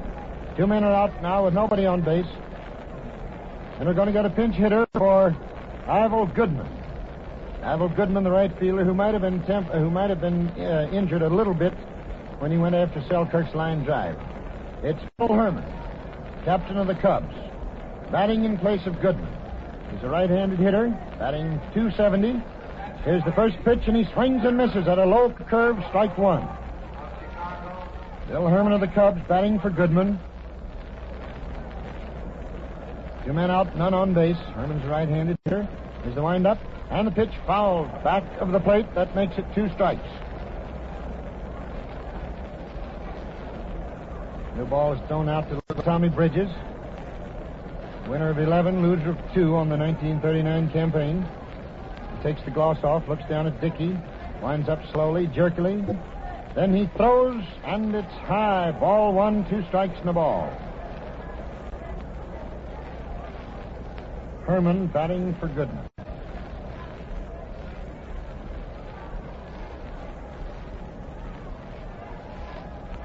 Here's the windup. And the pitch, strike 3, called down the middle, and no doubt about it. As the side is retired in order, Bridges striking out 2 of the 3 men. He now has a total of 3 strikeouts in 2 innings. No runs, no hits, no errors, nobody left in the first half of the 5th. The score remains 2-1 American Leaguers. As we come into the last half of the 5th inning, umpire Cal Hubbard at the plate goes over to talk to manager Gabby Hartnett, who's piloting the National League All-Stars. And then umpire Hubbard's running over to the American League dugout now for a moment to consult with the manager Joe McCarthy. It may be that now we're going to have a change in the umpires. As the game started off, umpire Cal Hubbard of the American League was behind the plate. Major Kurth of the National League at first base. Eddie Rommel of the American League at second base, and Larry Getz of the National League at third base for the first 4.5 innings. From now on, for the remainder of the ball game, Major Kurth of the National League will come behind the plate. Rommel of the American League will go over to first, Getz to second, and Hubbard will move on down to third base. Umpire Hubbard is still in the dugout. Time is being held up here for a minute. The game is being held up. Time has been called. We're having a few lineup changes, too, which we'll check for you and pass on to you. In the National League lineup, there's a change. Herman having batted for Ivel Goodman. Goodman will leave the game, and Terry Moore of the St. Louis Cardinals will go into center field. And Mel Ott, who started in center field, will move over to his old position, right field. That's the position which Ott plays with the New York Giants, always in right field, although upon occasion, manager Bill Terry has shifted him to third base in a pinch. The announcements are now being made over the loudspeaker system out here at the Yankee Stadium. He's announcing the umpire changes, which we gave to you a moment ago.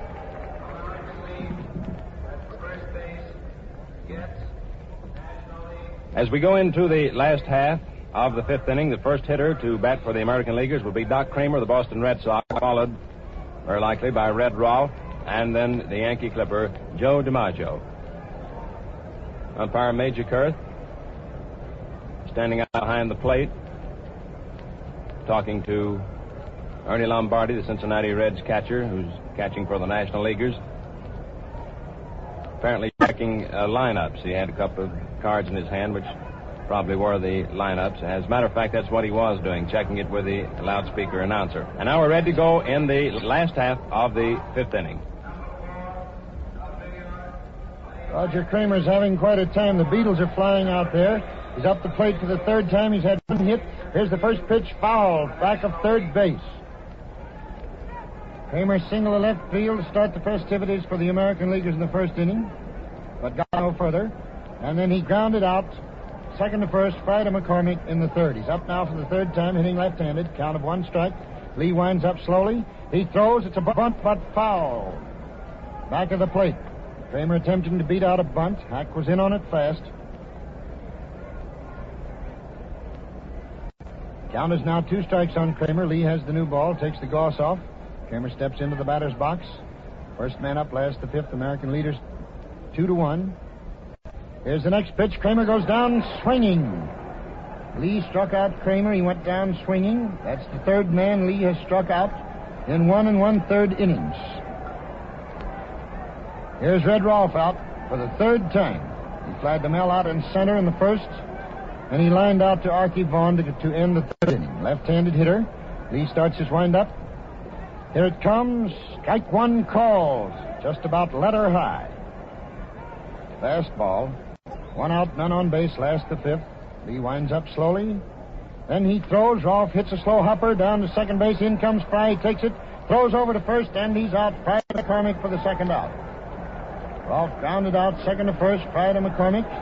2 men are out now with nobody on base, and here is the Yankee Clipper, Joe DiMaggio at the plate. Joe's been up twice without a hit, flying to out in center field in the first, grounding out to Hack at third base in the fourth. Here's the windup by Lee, and the pitch, a curved ball and a called strike. 1 strike on the Clipper, 2 men out, nobody on base. Lee is ready, outfield deep. Here's the next pitch, there it goes, far into left field. Medwick up against the wall. He leaps, he can't get it. It's a home run for DiMaggio into the left field grandstand. The Yankee Clipper is rounding second base like an express train, and in spite of the fact that he doesn't have to run fast, he is really carrying the mail on that line drive home run, which was about 6 feet outside of Medwick's reach. The American Leaguers go out in front now by a score of 3-1 on the Yankee Clippers. Mighty home run into the left field stands about 325 feet away from the plate. 2 men are out. Dickey up, and here's the first pitch outside, ball 1.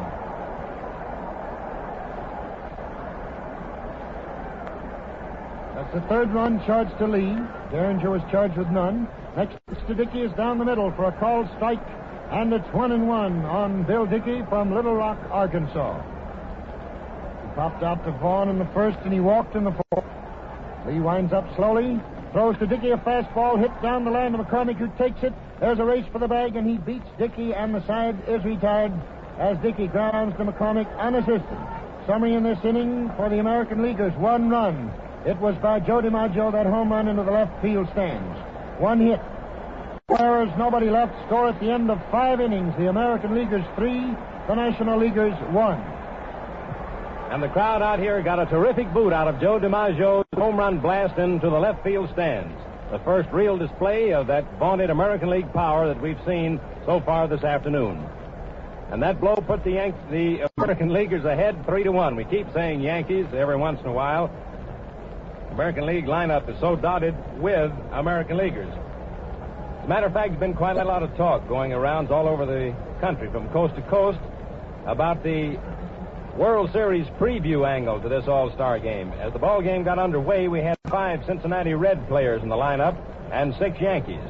Derringer and Ruffing, when they went out of the game, left it with 4 Cincinnati players and 5 Yankees. Of course, as you know, the Yankees are overwhelming favorites to capture the American League pennant and go into the World Series to face the Cincinnati Reds, because they are the choice of most folks to win the National League pennant. And so with so many of the players from each side in the ball game, we do get that bit of World Series atmosphere from it. And now we're ready to go into the first half of the inning. The American League leading the National League 3-1, and here is Laux. Frank McCormick is the first man up for the National Leaguers. The Cincinnati first base. He's been up there twice, hasn't any hits so far. Bats right-handed. Tommy Bridges winding up. Here's the first pitch and a ground ball going down to second base. Gordon after it. He scoops it up. There's a throw out at first. Gordon to Greenberg for the initial out. McCormick grounded out on the first pitch. 1 down, and that brings up Ernie Lombardi, the Cincinnati catcher.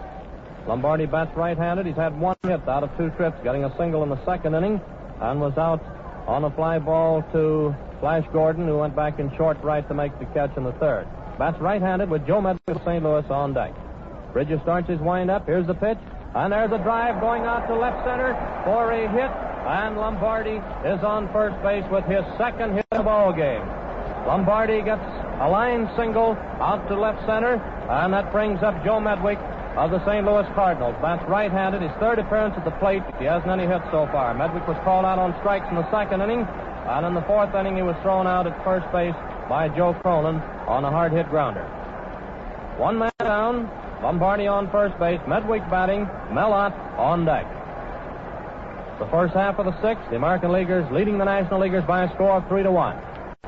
Bridges steps in on the mound, getting a signal. Here's his pitch. Outside, ball 1. 1 ball is the count on Medwick.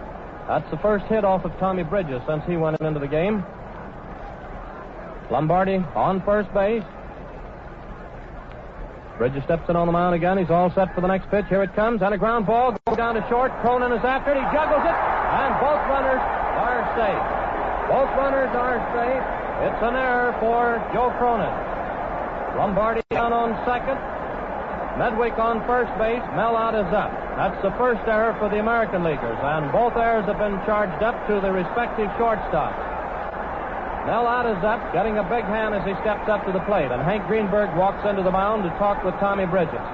Runners on first and second, 1 man down. Mellott batting with Archie Vaughn on deck. Mellott hasn't any hits so far. He was out on a fly ball to right field in the second inning, and he was out on a pop fly to Dickey to the left of the plate about halfway down to third in the fourth inning. Mellott is batting. Medwick on first, Lombardi down on second. Bridges steps in on the mound. He glances down to second base. Here's the pitch and a ground ball going out to right field for a hit. Gordon knocks it down, but he couldn't make a play on it. It's a hit, and the bases are loaded.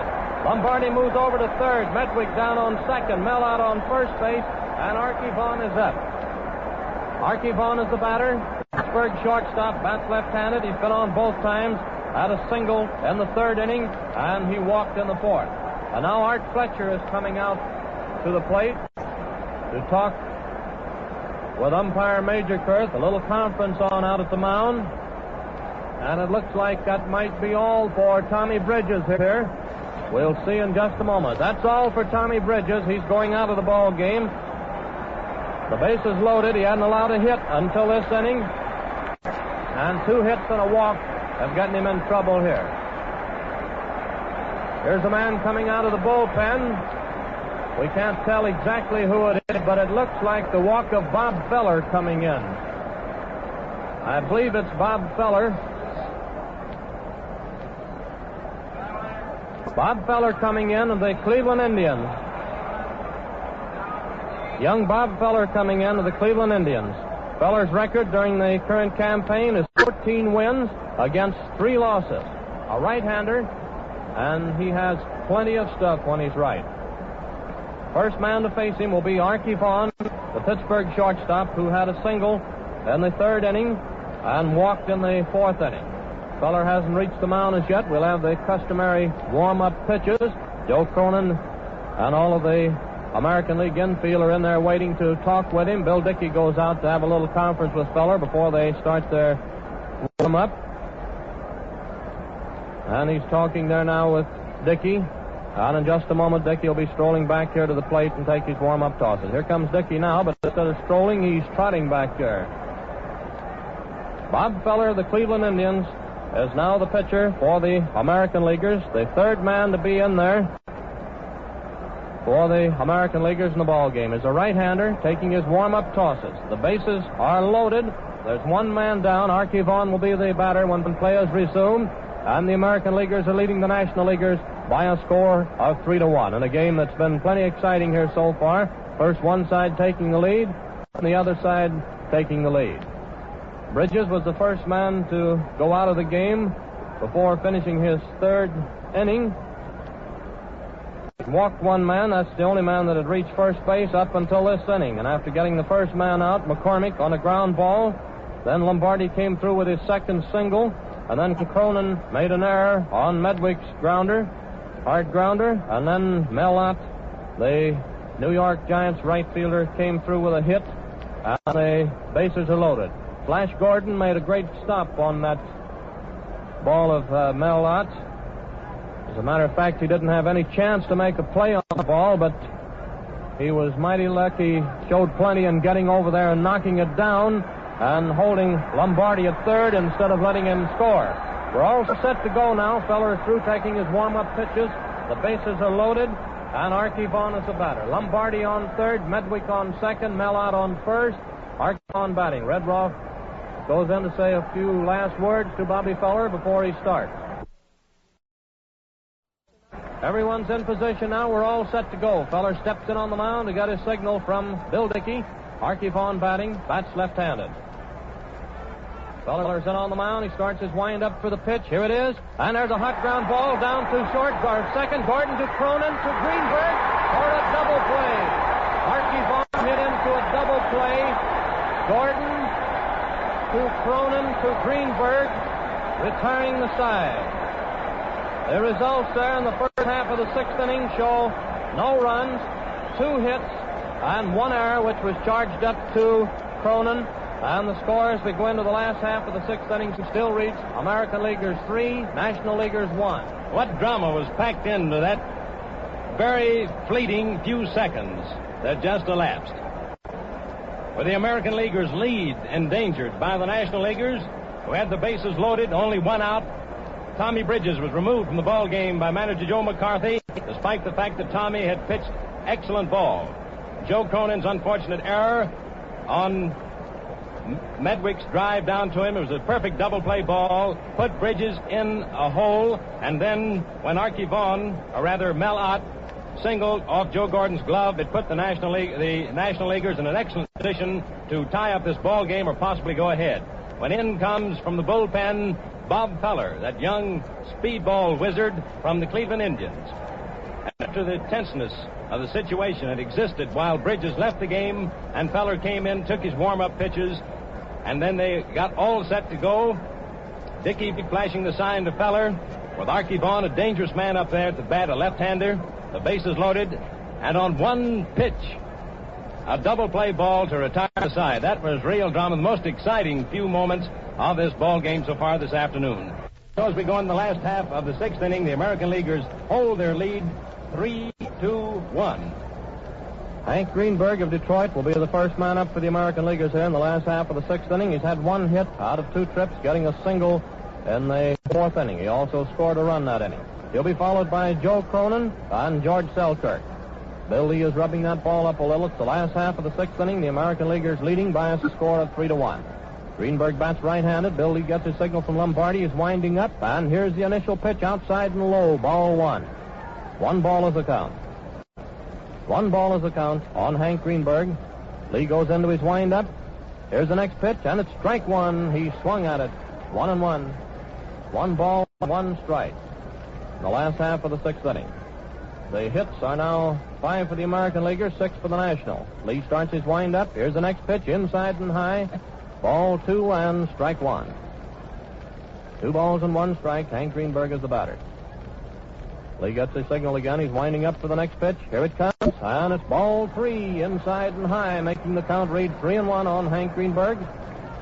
3 balls, 1 strike. Steps in on the mound, winding up for the pitch. 3-1. Strike 2 called. 3-2. This is the one that tells the story, or at least should. The count 3-2 on Hank Greenberg, the first batter. Lee goes into his windup, and here's the next pitch, inside and high, and Greenberg gets free transportation. That brings up Joe Cronin, the Boston Red Sox shortstop. Cronin has had 1 hit out of 2 trips, getting a single in the 2nd inning, struck out in the 4th inning. That's right-handed. He'll be followed by George Selkirk. Nobody down as yet. The last half of the 6th. Lee goes into his stretch, getting set for the first pitch here to Cronin. Here it comes, and a ground ball down to Fry. Fry juggles it, but he recovers, makes the play to first base. Fry to McCormick for the out. Greenberg moving down to second. He had a double play ball on that one, but he juggled the ball momentarily, enough to let Greenberg get down, and he had to toss Cronin out at first base. 1 away, and George Selkirk is the batter. Bats left-handed. He's had 1 hit out of 2 trips, getting a single in the 4th inning. Greenberg on second, 1 man down. And it looks like Selkirk will be purposely passed. That's what it is. Selkirk is being purposely passed. He got a chance at a double play. Ball 1 wide, ball 2 wide. Ball 3 wide. Selkirk is being purposely passed. Here's the next one, ball 4 wide. Runners on first and second, both men getting on. The result of walks. And Joe Gordon, the Yankee second baseman, is the batter. Gordon was out on a fly ball his first trip to the plate in the 2nd inning to Mel Ott, who was playing center field at that time. And on his 2nd trip in the 4th inning, he was safe at first base when Archie Vaughn fumbled his grounder. So the picture is now Greenberg on second, Selkirk on first, 1 man down, Gordon batting with Bob Feller on deck. Leads in on the mound, goes into his stretch, glances down to second base. Here's the pitch, and there goes the fly ball. Going out to deep left, Medwick going back, and he makes a nice running catch, holding both runners on their respective bases. Medwick goes back to deep left to take that one. Looked for a moment like it was gone. 2 down, and that brings up Bobby Feller, the American Leaguers pitcher, the boy that came in there to relieve Bridges in the first half of the 6th. Feller is still picking out a war club. Finally gets one that suits him, and here he comes going out to the mound. He only had to pitch 1 ball there, and that tough spot that he went in. The first ball to Archie Vaughn, he sent a ground ball down to second base. Gordon fired it over to Cronin to Greenberg, and that pulled the American Leaguers out of a bad hole. Feller bats right-handed with Roger Kramer on deck. Runners on first and second, 2 down. Lee's in on the mound. Here's the first pitch, and it's strike 1 called on Bobby Feller. 1 strike. Selkirk on first base, Greenberg on second, 2 away. Into the stretch again, he's all set. Here's the pitch, and it's strike 2. He swung at that one. 2 strikes on Bobby Feller. This is the last half of the 6th. The American Leaguers lead by a score of 3-1. Into his stretch again, glances down at second base, 2 strikes is the count. Here's the next pitch, and it's strike 3. Feller went down swinging for the 3rd out, retiring the side. The results there in the last half of the 6th inning show no runs, no hits, and no errors. And the American Leaguers had 2 men left on base. The score remains the same, 3-1 in favor of the American Leaguers as we go into the first half of the 7th inning. And before we do go into the first half of the 7th inning, we'll pause a few seconds for station identification. This is the Columbia Broadcasting System. This is the WBBM Air Theater, Wrigley Building, Chicago.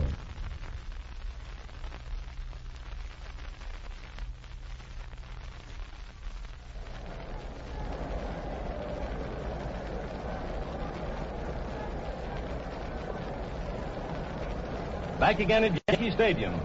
As we get ready for the first half of the 7th inning, the National Leaguers coming to bat. They're trailing the American Leaguers now by a score of 3-1. Bob Feller on the mound now, pitching for the American Leaguers, having relieved Tommy Bridges in the last of the 6th inning with 1 man out, pitching 1 ball, which was a double play ball to retire the side when the bases were loaded. We just noticed Red Ruffing, who started the game for the American Leaguers, has already taken a shower and came out of the Yankee dugout, took a seat in the lower boxes. Back behind the American League dugout. We're ready to go now, the first half of the seventh inning, and here is Arch McDonald. In the first half of the seventh inning, Babe Phelps, catcher for the Brooklyn Dodgers, is batting for lead. He's a left-handed hitter batting .287. Feller starts his windup. Here's the first pitch, low, ball one and plenty fast. On Phelps, batting for Big Bill Lee, who worked 3 innings. Gave up 3 hits, walked 3, struck out 4, and was charged with all 3 American League runs. Feller is the third pitcher in for the American Leaguers. Ruffing worked 3, Bridges 1 2/3. 2 2/3 rather. Count is 1 ball. Phelps batting for Lee. Here's the wind up by Bobby, and the pitch. He swings and misses. Strike 1, and it's 1-1.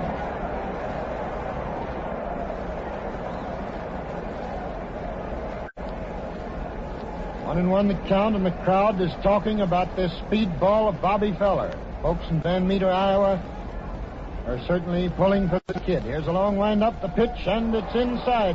Phelps started to go around, but changed his mind. The ball was too close. And there's Red Carden trying to stir up a rally at first base, and Bill Terry coaching at third. 2 balls, 1 strike is the count. Phelps, the first batter, batting for Lee. Feller starts a long wind up. Here's the next pitch. There's a hard hit ball down to Gordon on 2 hops. Gordon over to Greenberg, and he's out. Phelps out, second to first. Gordon to Greenberg.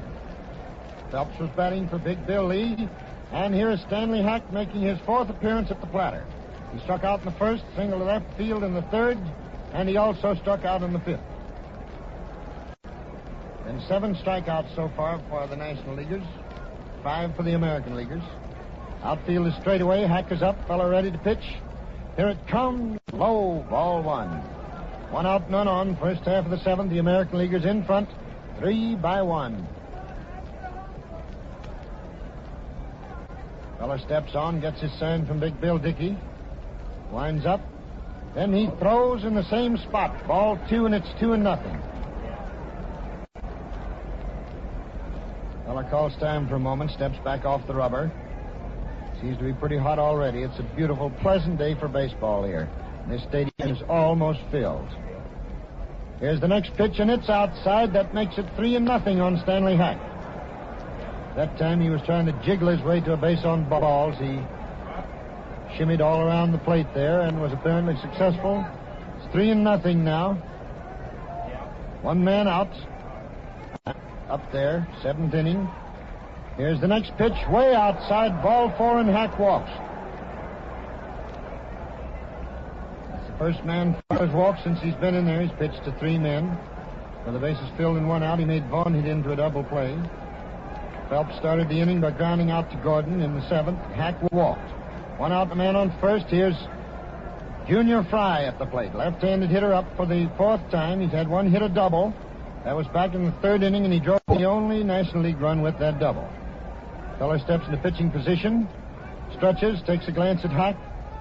Then he throws to Fry, low and outside, ball 1.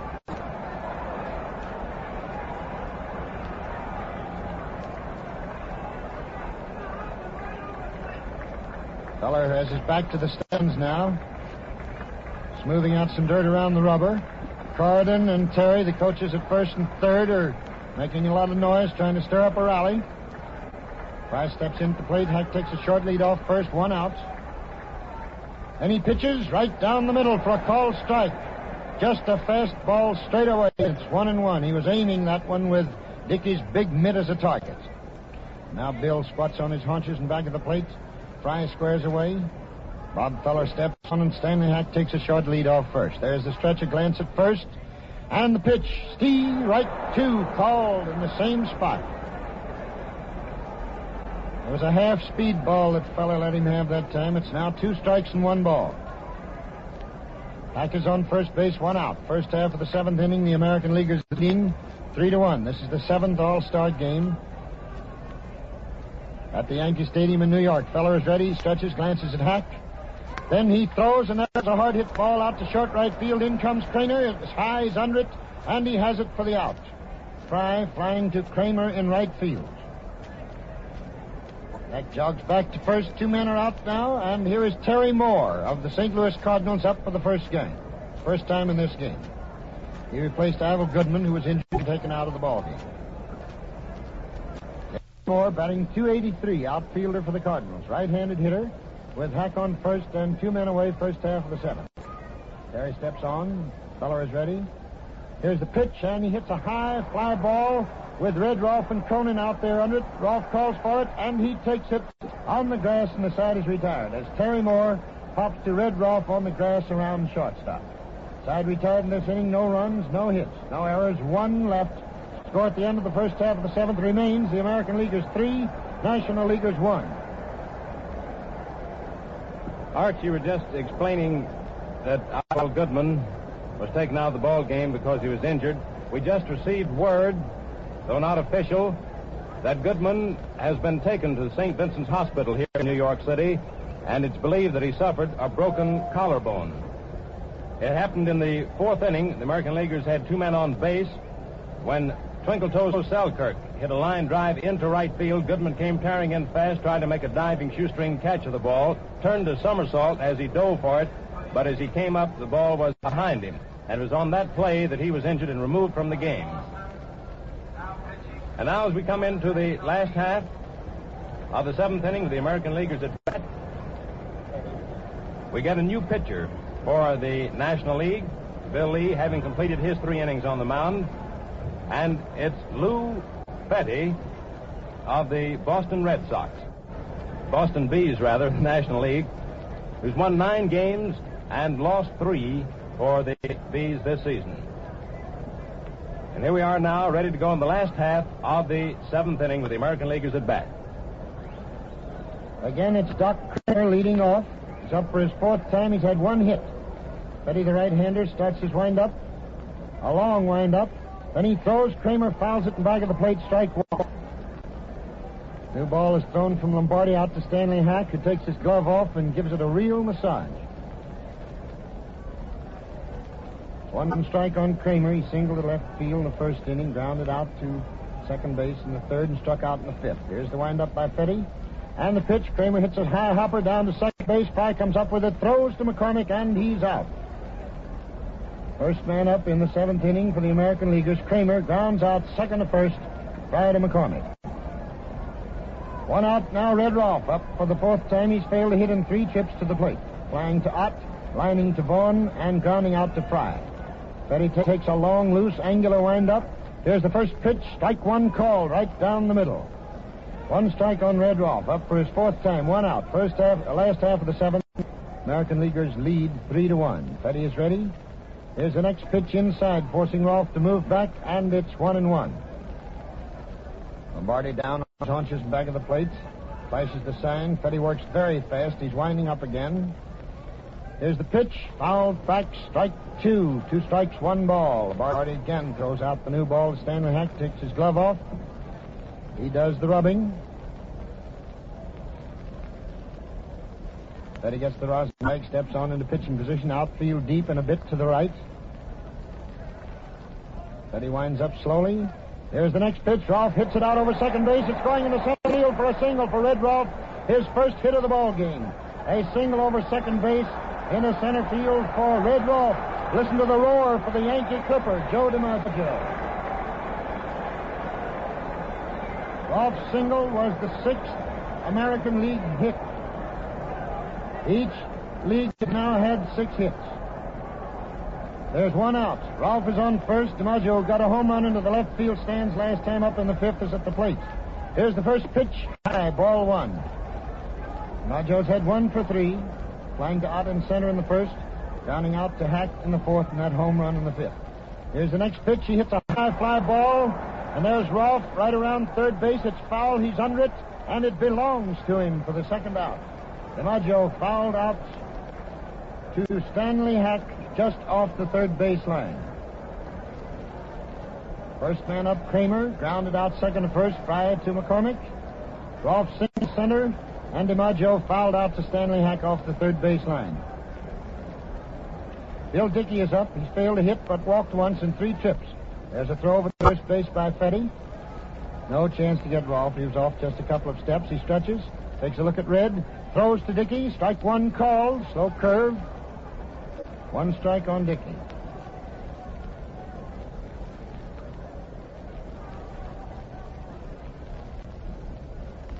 Outfield putting Dickey straight away. The stretch. Throw to first base. No, so. Rolfe is back easily. McCormick throws it in. Again, Fetty throws over. The ball almost got by McCormick this time, but he finally speared it. Rolfe again takes a fairly good lead, and time is called as Dickey steps out. Now Major Kurth moves back into position. Fetty is ready. Here's the pitch way outside. The count is now 1-1. Fetty gets the rosin bag. He's working a little faster than any other pitcher that's been in there except Feller. Looks at first. Throws to Dickey, outside again, and it's 2 balls and 1 strike.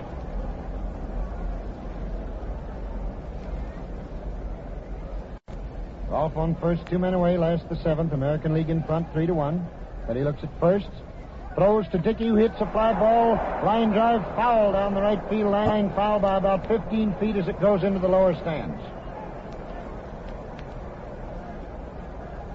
That evens the count at 2 apiece. 2 balls, 2 strikes, 2 men out. Rolfe on first. Last of the 7th inning, the American Leaguers leading 3-1. Fetty now pitching. Steps into position. Here's the pitch outside, and that makes it 3-2 on Dickey with the pay ball coming up.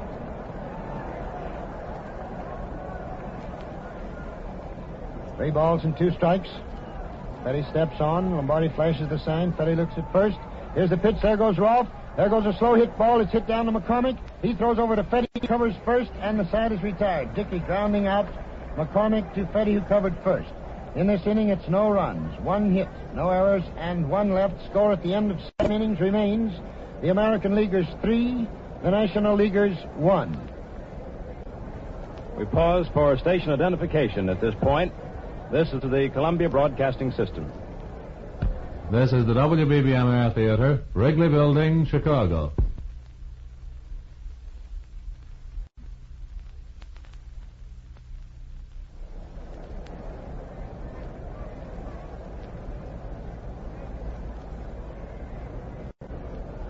Back at Yankee Stadium, we go into the first half of the 8th inning. American Leaguers out in front, 3-1.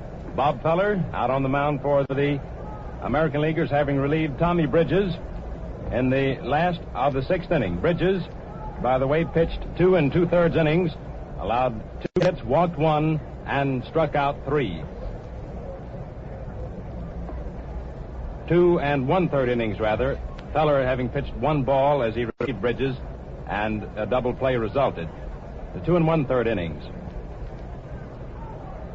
Bill Lee pitched 3 innings, allowed 3 hits, walked 3, struck out 4, and 3 runs were scored while he was in the box. Lou Fetty now pitching for the National Leaguers. And now we're ready to go in the first half of the 8th inning. The National Leaguers at bat, and here is Franz Laux.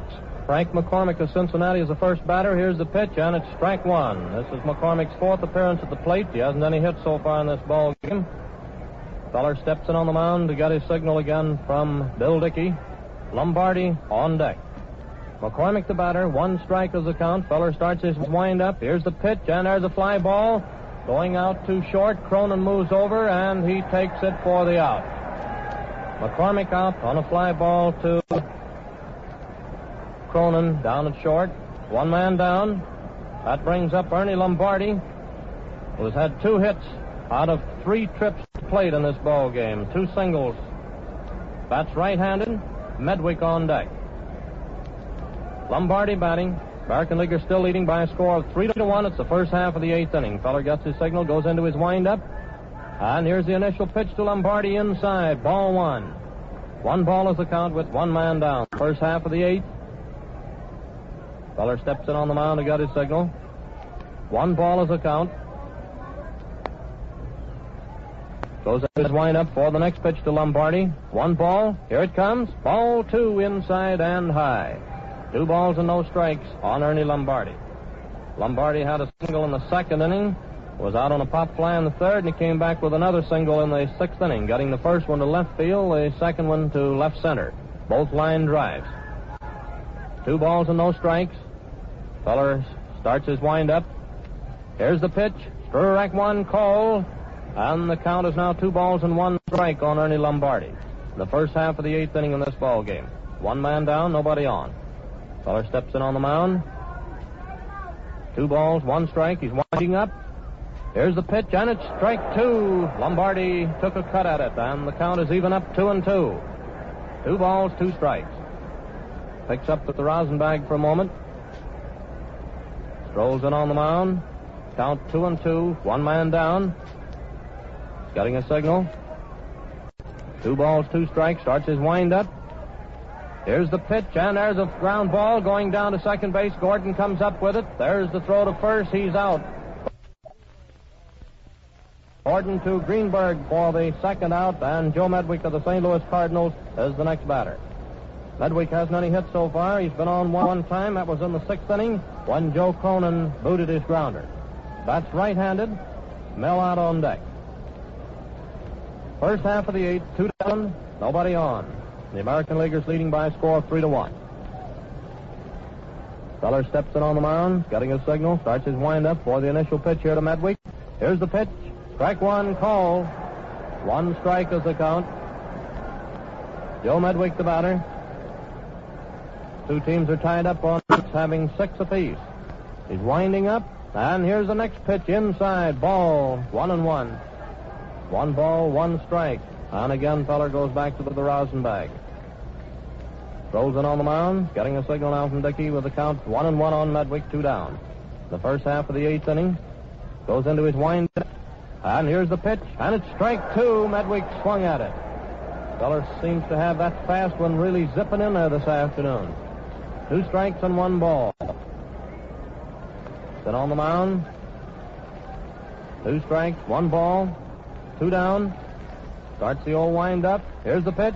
And there's a drive going out toward right field. Gordon makes a beautiful one-handed stab on that one. There's the most sensational play of the ball game so far. It looked like it was labeled for a double. And Gordon, racing at top speed, leaped and speared that ball and had to go about 15 feet to keep from falling. He was stumbling all the way. A beautiful play. The results there in the first half of the 8th show no runs, no hits, no errors. The score going into the last half of the 8th inning remain American Leaguers 3, National Leaguers 1. You can see ball games for the rest of your life and perhaps never see a catch like that one that Joe Gordon just made. Easily the outstanding play of the ball game and the most sensational catch we've seen all season. That was what you can literally call a miracle catch.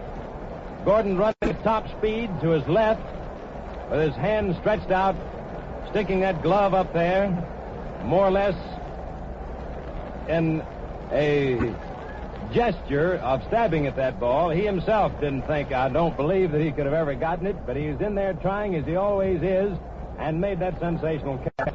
Medwick, who hit the ball, no doubt felt that he really had him a base hit there. But that's just the kind of ball that Joe Gordon's been playing all season. Perhaps not making that many sensational catches, but is making plays that, well, it reminds you of old Charlie Gehringer himself. And now we're ready to go in the last half of the 8th inning, and Hank Greenberg is the hitter. Greenberg, Cronin, and Selkirk, the first 3 batters here in the last half of the 8th. Petty starts his windup. Here's the pitch, and it's strike 1 call. 1 strike is the count on Hank Greenberg, who has been on twice out of his 3 trips to the plate. He's had a hit, and he walked 1. Petty's winding up. Here's the next pitch, and a ground ball down to short. Vaughn takes it on a hop. There's the throw. He is out at first. The throw was in the dirt, but McCormick scooped it up. 1 away. Greenberg grounded out. Vaughn to McCormick. 1 down. That brings up Joe Cronin, the American Leaguer shortstop. Cronin has been there up the plate 3 times, had a single in the 2nd inning, struck out in the 4th, and was thrown out by Linus Fry in the 6th inning. Bats right-handed, George Selkirk on deck in the last half of the 8th in this ball game. And the most thrilling play so far has been by Flash Gordon. Petty steps in on the mound, starts his wind-up. Here's the initial pitch to Gordon, or rather to Cronin, and it's strike 1 call. 1 strike is the count on Joe Cronin, 1 man down, the last half of the 8th inning. Petty's winding up. Strike 2, another one called. 2 strikes on Cronin. Petty picks up the rosin bag and steps in on the mound to get his signal from Lombardi. 1 man down and 2 strikes on Cronin. He starts his windup. Here's the pitch, wide outside. Plenty wide on that one. The count is now 2 strikes and 1 ball. 2 strikes, 1 ball. 1 man down, nobody on. Goes to his windup. Here's the pitch, and there's a line drive down to Archie Vaughan at short for the second out. Cronin lined out to Vaughan at short. And George Selkirk, the Yankee left fielder, is the batter. He's had 1 hit out of 2 official trips to the plate besides a base on ball. He was purposely passed in the 6th inning. Joe Gordon on deck. 2 down, Selkirk the batter. Petty goes into his windup. Here's the first pitch. Inside, ball 1. Sort of floated that one there, but the pitch was inside. 1 ball is the count, 2 down. Petty starts his windup. And here's the next pitch, outside, plenty wide, ball 2. 2 balls and no strikes on Selkirk with 2 down and nobody on. The last half of the 8th inning, the American Leaguers leading by a score of 3-1. Picks up the rosin bag for the moment. Strolls it on the mound, getting a signal from Lombardi. 2 balls, no strikes on Selkirk. The last half of the 8th inning. Ball 3, the pitch was low. Looked like Selkirk was tempted for a moment. 3-0. Got to come in there with it now. Here's the pitch. Ball 4 wide. Selkirk walks on 4 straight pitches. That's the second time, and Gordon is getting a tremendous hand as he steps up to the plate. The boy that pulled that sensational play, and Arch just said a moment ago, you called that play wrong. He says it can't be done. It looked like just one of those kind of plays. An impossibility, it looked like, to start with, but nevertheless, he came up with it, so that's what counts. Gordon batting, that's right-handed. Selkirk on first base. Here's the pitch. Strike 1 called on Flash Gordon. 1 strike with Selkirk on first base, 2 away. Selkirk has now been on 3 times out of his 4 appearances at the plate. Here's the next pitch, and there's a fly ball going down the left field line. Medwick coming over fast. And it's a foul ball, but couldn't quite make it. A foul ball down the left field line. Medwick and Archie Vaughan, Stanley Hack, all 3 were going after it. A new ball is tossed in. This is the last half of the 8th inning. Waiting on the runners to get back to their respective bases. I thought the ball might be fair. Selkirk was clear around third. Gordon was very near down to second base. The count, 2 strikes on Flash Gordon with 2 down. George Selkirk on first base. Petty steps in on the mound, goes into his stretch, glances over at first base. Here's the next pitch, inside and high for ball 1. 2 strikes, 1 ball. 2 strikes, 1 ball, a right-handed batter. Petty steps in on the mound. Up go the arms, all set for the delivery. Here it comes, and there it goes, but it's foul. Going into the upper tier of the stands down the left field line. The count remains the same, 2 strikes. 1 ball. A new ball is tossed in. It's fired down to Stanley Hack, who rubs it up a little bit before tossing it in to Petty. Petty then picks up the rosin bag, strolls in on the mound to get his signal from Lombardi. Selkirk on first base. The count 2 strikes and 1 ball on Joe Gordon, who is the batter. Up go the arms again. All set for the delivery. Here's the pitch. Wide and low. And it's even up on Gordon. 2 balls and 2 strikes. 2 balls, 2 strikes. Selkirk on first base, 2 down. The score 3-1 in favor of the American Leaguers. Here's the next pitch. Ball 3, it was high. 3 balls and 2 strikes. And the next one is the one that tells the story. 3-2. Selkirk on first base. Steps it on the mound again. 3-2. Here's the pitch. Starts down, and it's strike 3. Gordon went down swinging for the 3rd out, retiring the side. The results in the last half of the 8th inning show no runs, no hits, no errors. The American Leaguers had 1 man left on base. The score going into the 9th inning, American League 3, National League 1. And there goes Bob Feller walking out to the mound to pitch the 9th inning for the American Leaguers.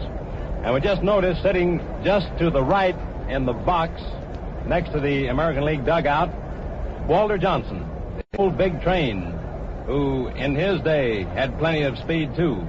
You can't help but think of the thoughts that might be running through Walter Johnson's mind as he sees Bob Feller, the new speedball pitcher of the American League, out there displaying his wares this afternoon. Walter seems to be enjoying the game quite a lot, chatting, laughing, shouts a few words to some of the ball players every once in a while. We've just gotten the official figures on the attendance out here this afternoon. 62,892 people. And if memory serves correctly, that's the second highest total of attendance in this series of All-Star Classics.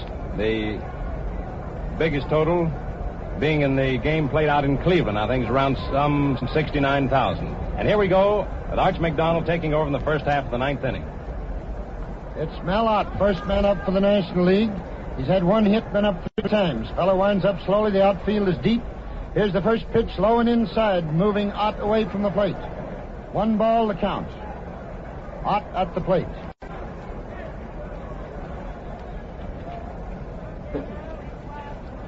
Feller winds up. Here it comes, low and inside again. It's 2-0 on Ott, 2 balls. He moves out, gets himself some dust, rubs it on his hands and the bat.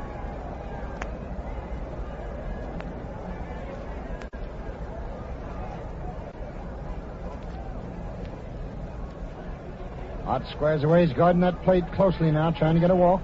Here's the next pitch, right down the middle for a called strike, and it's 2-1.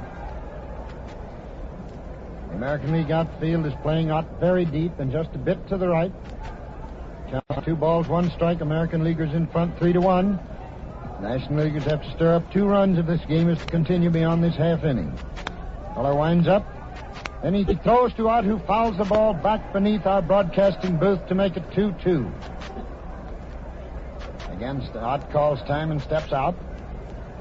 Feller gets a little rosin. Takes off his glove and is rubbing up the new ball. Archie Vaughan is on deck, and then, will be a pinch hitter. Feller winds up slowly. Here it comes, and Ott hits one in the center field. DiMaggio's coming in. He can't get it. It's a base hit for Mel Ott. His second hit of the afternoon.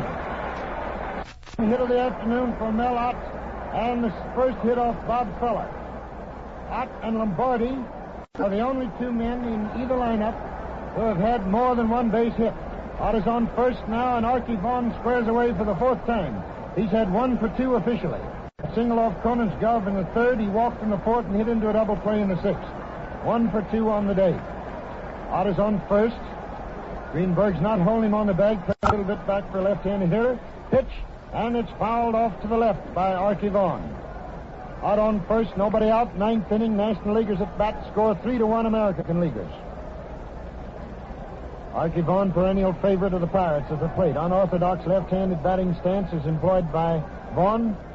Feller takes a pitch, gets a sign from Dickey, glances over his shoulder at Captain Mel Ott. Then he throws high, ball 1, and it's 1-1 on Vaughan. The American Leaguers have 2 pitchers warming up in the bullpen. We can just barely see their heads from this point. Way out in the bullpen, more than 400 feet away from the plate. 1-1 on Ott. Crowd beginning to pick up the enthusiasm. Feller ready. He throws the right to calls. Vaughan looks back at Major Kurth. Doesn't have much to say. The ball was right down through there on the inside corner, a fast ball. Ott takes a very short lead off first because Feller has a beautiful pitching move to first. Greenberg's about 8 feet back of the bag and 5 feet inside the line. Feller takes a stretch. Vaughan squares away. Here it comes, outside and low, and that makes it 2-2 on Archie Vaughan. I see Johnny Mize of the Cardinals coming up as a pinch hitter next. And he's swinging 3 bats.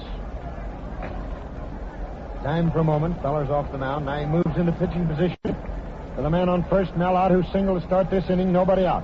Vaughan squares away. He has to watch closely with this Feller. Here's the pitch. There goes a long fly ball hit out in the deep center. Back goes the Yankee clipper. DiMaggio is under it, and he takes it. A line drive from Vaughan's bat to Joe DiMaggio in center field. 1 man is out. Ott slowly jogs back to first. And here comes the siege gun hitter of the St. Louis Cardinals, Long John Mize. Left-handed hitter. Mize batting for Fetty. As Mize comes up, he brings a batting average for the season of .339 to the plate. He takes a look at those right field stands. A blow in there could tie it up. One man is out, Mel out on first. Mize batting for Fetty. Feller stretches, looks at first, throws to Mize, who swings and misses. One strike on Johnny Mize.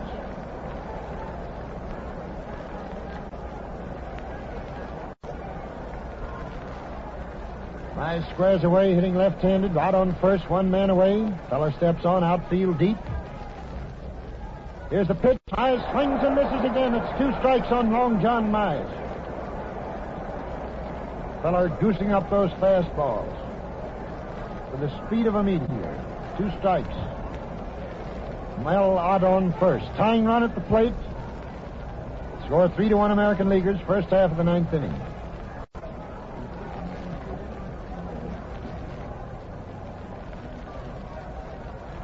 Feller takes a stretch, looks at Ott. Then he throws, and it's strike called. Mize took one letter high.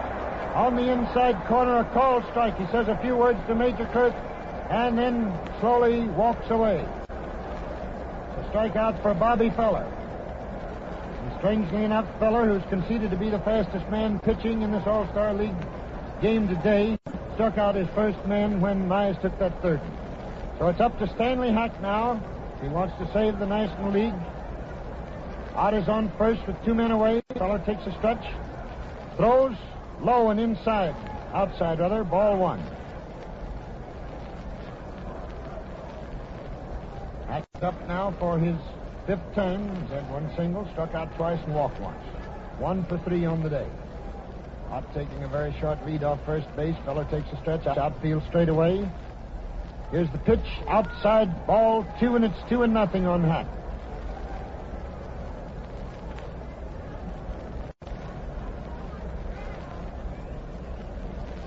Nothing on Hack, 2 men away, and Mel out on first base. First half of the 9th inning, the American Leaguers in front 3-1.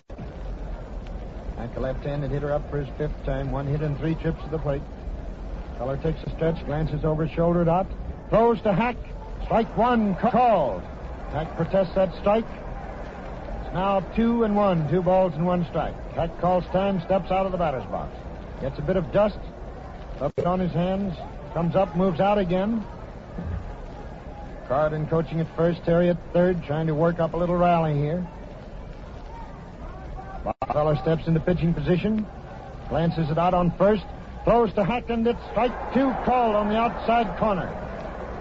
That makes it 2-2, and again Hack calls time, steps out, and addresses a few remarks to Major Kurth.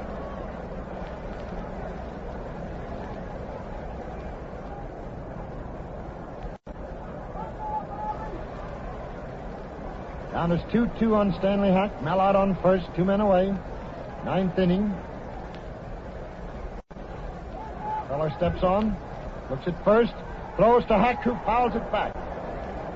And it's still 2-2 on Stanley Hack. Dickey throws out a new ball to Bob Feller, who slowly walks back to the mound, gets the rosin bag, glances over at Red Rolfe, who's encouraging him out there. Right now, it's American Leaguers 4 wins, National Leaguers 2 wins. We're in the 9th inning with 2 men out. The man on first, the American Leaguers lead 3-1. Terry and Carden are trying to work up a rally. Hack steps in at the plate. Feller toes the rubber, glances over his shoulder at Ott. Here's the pitch, and Hack hits a foul ball back of third base into the boxes. He's given Feller a battle. In baseball, no game is over until that last man is out. And so these fans, more than 62,000 of them, are remaining in the stands. Just a few, possibly 100 people, are beginning to amble slowly to the exits here in the Yankee Stadium.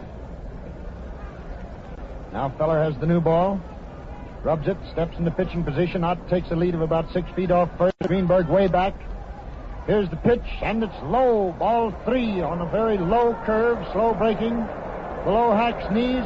It's 3-2 with the pay ball coming. Dickey down on his haunches in back of the plate. Feller off the mound, gets the rosin bag. Now he throws it down. Rubs his sleeve, steps into pitching position. Ott is on first. 2 men away, 3-2 with the pay ball coming. Feller stretches, glances at first. He throws, and it's strike 3 called. Hack took a third call strike. He protests vigorously to umpire George Major Kurt, but strike it is. The ball game is over, and in this inning it's no runs. One hit, no errors, one left. The American Leaguers lead 3-1. We'll be back in the summary in just a moment. This is the Columbia Broadcasting System. The WBBM Air Theater, Wrigley Building, Chicago.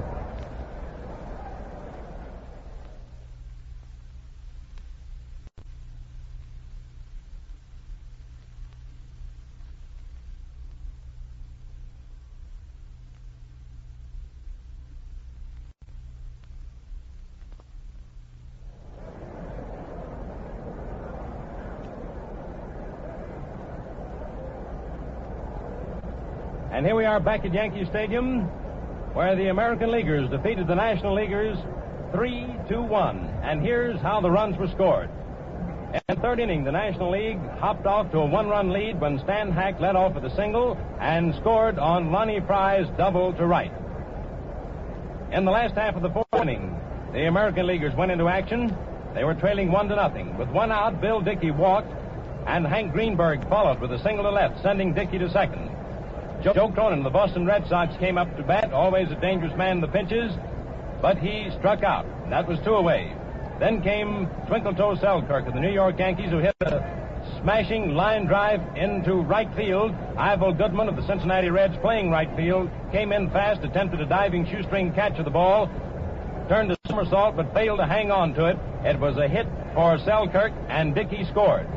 Then Joe Gordon of the Yankees came up, hit a ground ball to Archie Vaughan at short, who fumbled it, and Gordon was safe at first, and Greenberg scored on the error, which put the American Leaguers in front 2-1. In the last of the fifth inning, the final run of the ball game came when the Yankee Clipper, Joe DiMaggio, hit a home run into the left field stands. That made the score 3-1 at the end of the fifth inning, and that was all the scoring for the day. And so the American Leaguers won the ball game 3-1. The American League 3 runs, 6 hits, 1 error. The National League 1 run, 7 hits, and 1 error. Red Ruffing was the starting pitcher for the American Leaguers. He worked 3 innings, allowed 4 hits, walked 1, struck out 4 men, allowed 1 run. Tommy Bridges followed Ruffing, pitched 2 1/3 innings, allowed 2 hits, walked 1, struck out 3, and no runs were scored on him. Bob Feller relieved Bridges in the last of the sixth inning with the bases loaded, 1 away, and pitched only 1 ball, and it was a double play ball, retiring the National Leaguers without a run. Feller continued to pitch the rest of the game, pitching 3 2/3 innings, allowed 1 hit, that came in the 9th inning, walked 1 man, struck out 2, both of them coming in the 9th inning, and allowed no runs. Bridges gets credit for the victory. For the National Leaguers, Paul Ehringer of the Cincinnati Reds was the starting pitcher, worked 3 innings, allowed 2 hits, walked none, struck out 1, allowed no runs. 1933, 4-2. They won the second game in 1934, played at New York at Polo Grounds 9-7, first game being played at Chicago. And the third game, played at Cleveland, was won by the American League 4-1. The fourth game, played at Boston. In 1936, the National League won 4-3. In 1937, the game played at Washington, the American League won 8-3. And the sixth game played at Cincinnati, the National League won 4-1. And here this afternoon, the American League has won again to go out in front 5-2. And so it's been in all these games that the American League has never lost when the game, the All-Star Classic, was played on an American League field. And now, before we leave Yankee Stadium, we'd like to have a word from Arch McDonald and Franz Laux, your play-by-play commentators. And first, Arch McDonald. Just a word or two, Mel. The hits this afternoon were divided as follows. Stan Hack got 1, a single to left in the third. Fry got a double to right field and drove in the only National League run also in that same inning. Only 2 hitters in either lineup got more than 1 hit. Lombardi got singles in the 2nd and 6th, and Mel Ott got singles in the 6th and 8th. The other National League hit was by Archie Vaughan, a single off Cronin's glove in the 3rd. The National League hits were divided, the American League hits were divided as follows. Kramer got a single in the 1st inning, Red Roth a single in the 7th, Joe DiMaggio his home run in the 5th, the only home run of the game. Hank Greenberg got a single in the 4th inning. Joe Cronin got a single in the 2nd inning, and the other American League hit was George Selkirk's in the 4th inning, single to right field. Runs driven in by Selkirk DiMaggio for the American League, and Fry for the National League. And so the American Leaguers win it 3-1 to go out in front 5-2 on the current series. More than 62,000 people are filing out of the Yankee Stadium now. And there'll be another year until the All-Star Game, which will be played in 1940 in Sportsman's Park in St. Louis, Missouri. It's been a pleasure to work this ball game this afternoon. It's been a real great ball game between two great teams. And speaking of St. Louis, I want France Laux of KMOX in St. Louis to come on and give us some of his impressions of this seventh All-Star Game. France? Well, Arch, personally, I think it's one of the greatest games that we've had since they started the All-Star exhibition back in 1933. I've had the pleasure of seeing all of the All-Star games with the exception of the one in 33, and I think that this game is one of the standouts. There was two or three things that came up there that were really thrilling.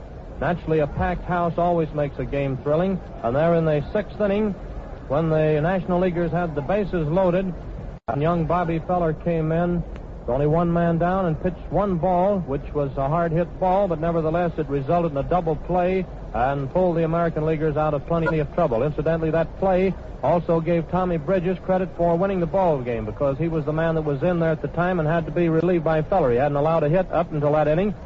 2 hits and an error by Cronin put him in a jam with the bases loaded, but Feller took care of the situation very nicely. The other outstanding play, in my estimation, was in the 8th inning when Medwick sent that line drive headed for right field, and Flash Gordon came up with one of the prettiest catches that you can see anywhere. It's those kind that you hear about but seldom see. All in all, it was a great ball game, and I think that everyone that witnessed this game this afternoon is satisfied. And I join with Arch in only hoping that you fans out on the air enjoy the game half as much as Arch and I did in describing it for you. Okay, Mel Allen. Thank you very much, France Laux, and to you, too, Arch McDonald. It was a pleasure working with you. Now the fans are filing out of the Yankee Stadium. It's all over insofar as the All-Star Game is concerned until 1940, and we hope we'll be back with you then. This is Mel Allen saying so long from Yankee Stadium in behalf of Arch McDonald and France Laux. We return you now to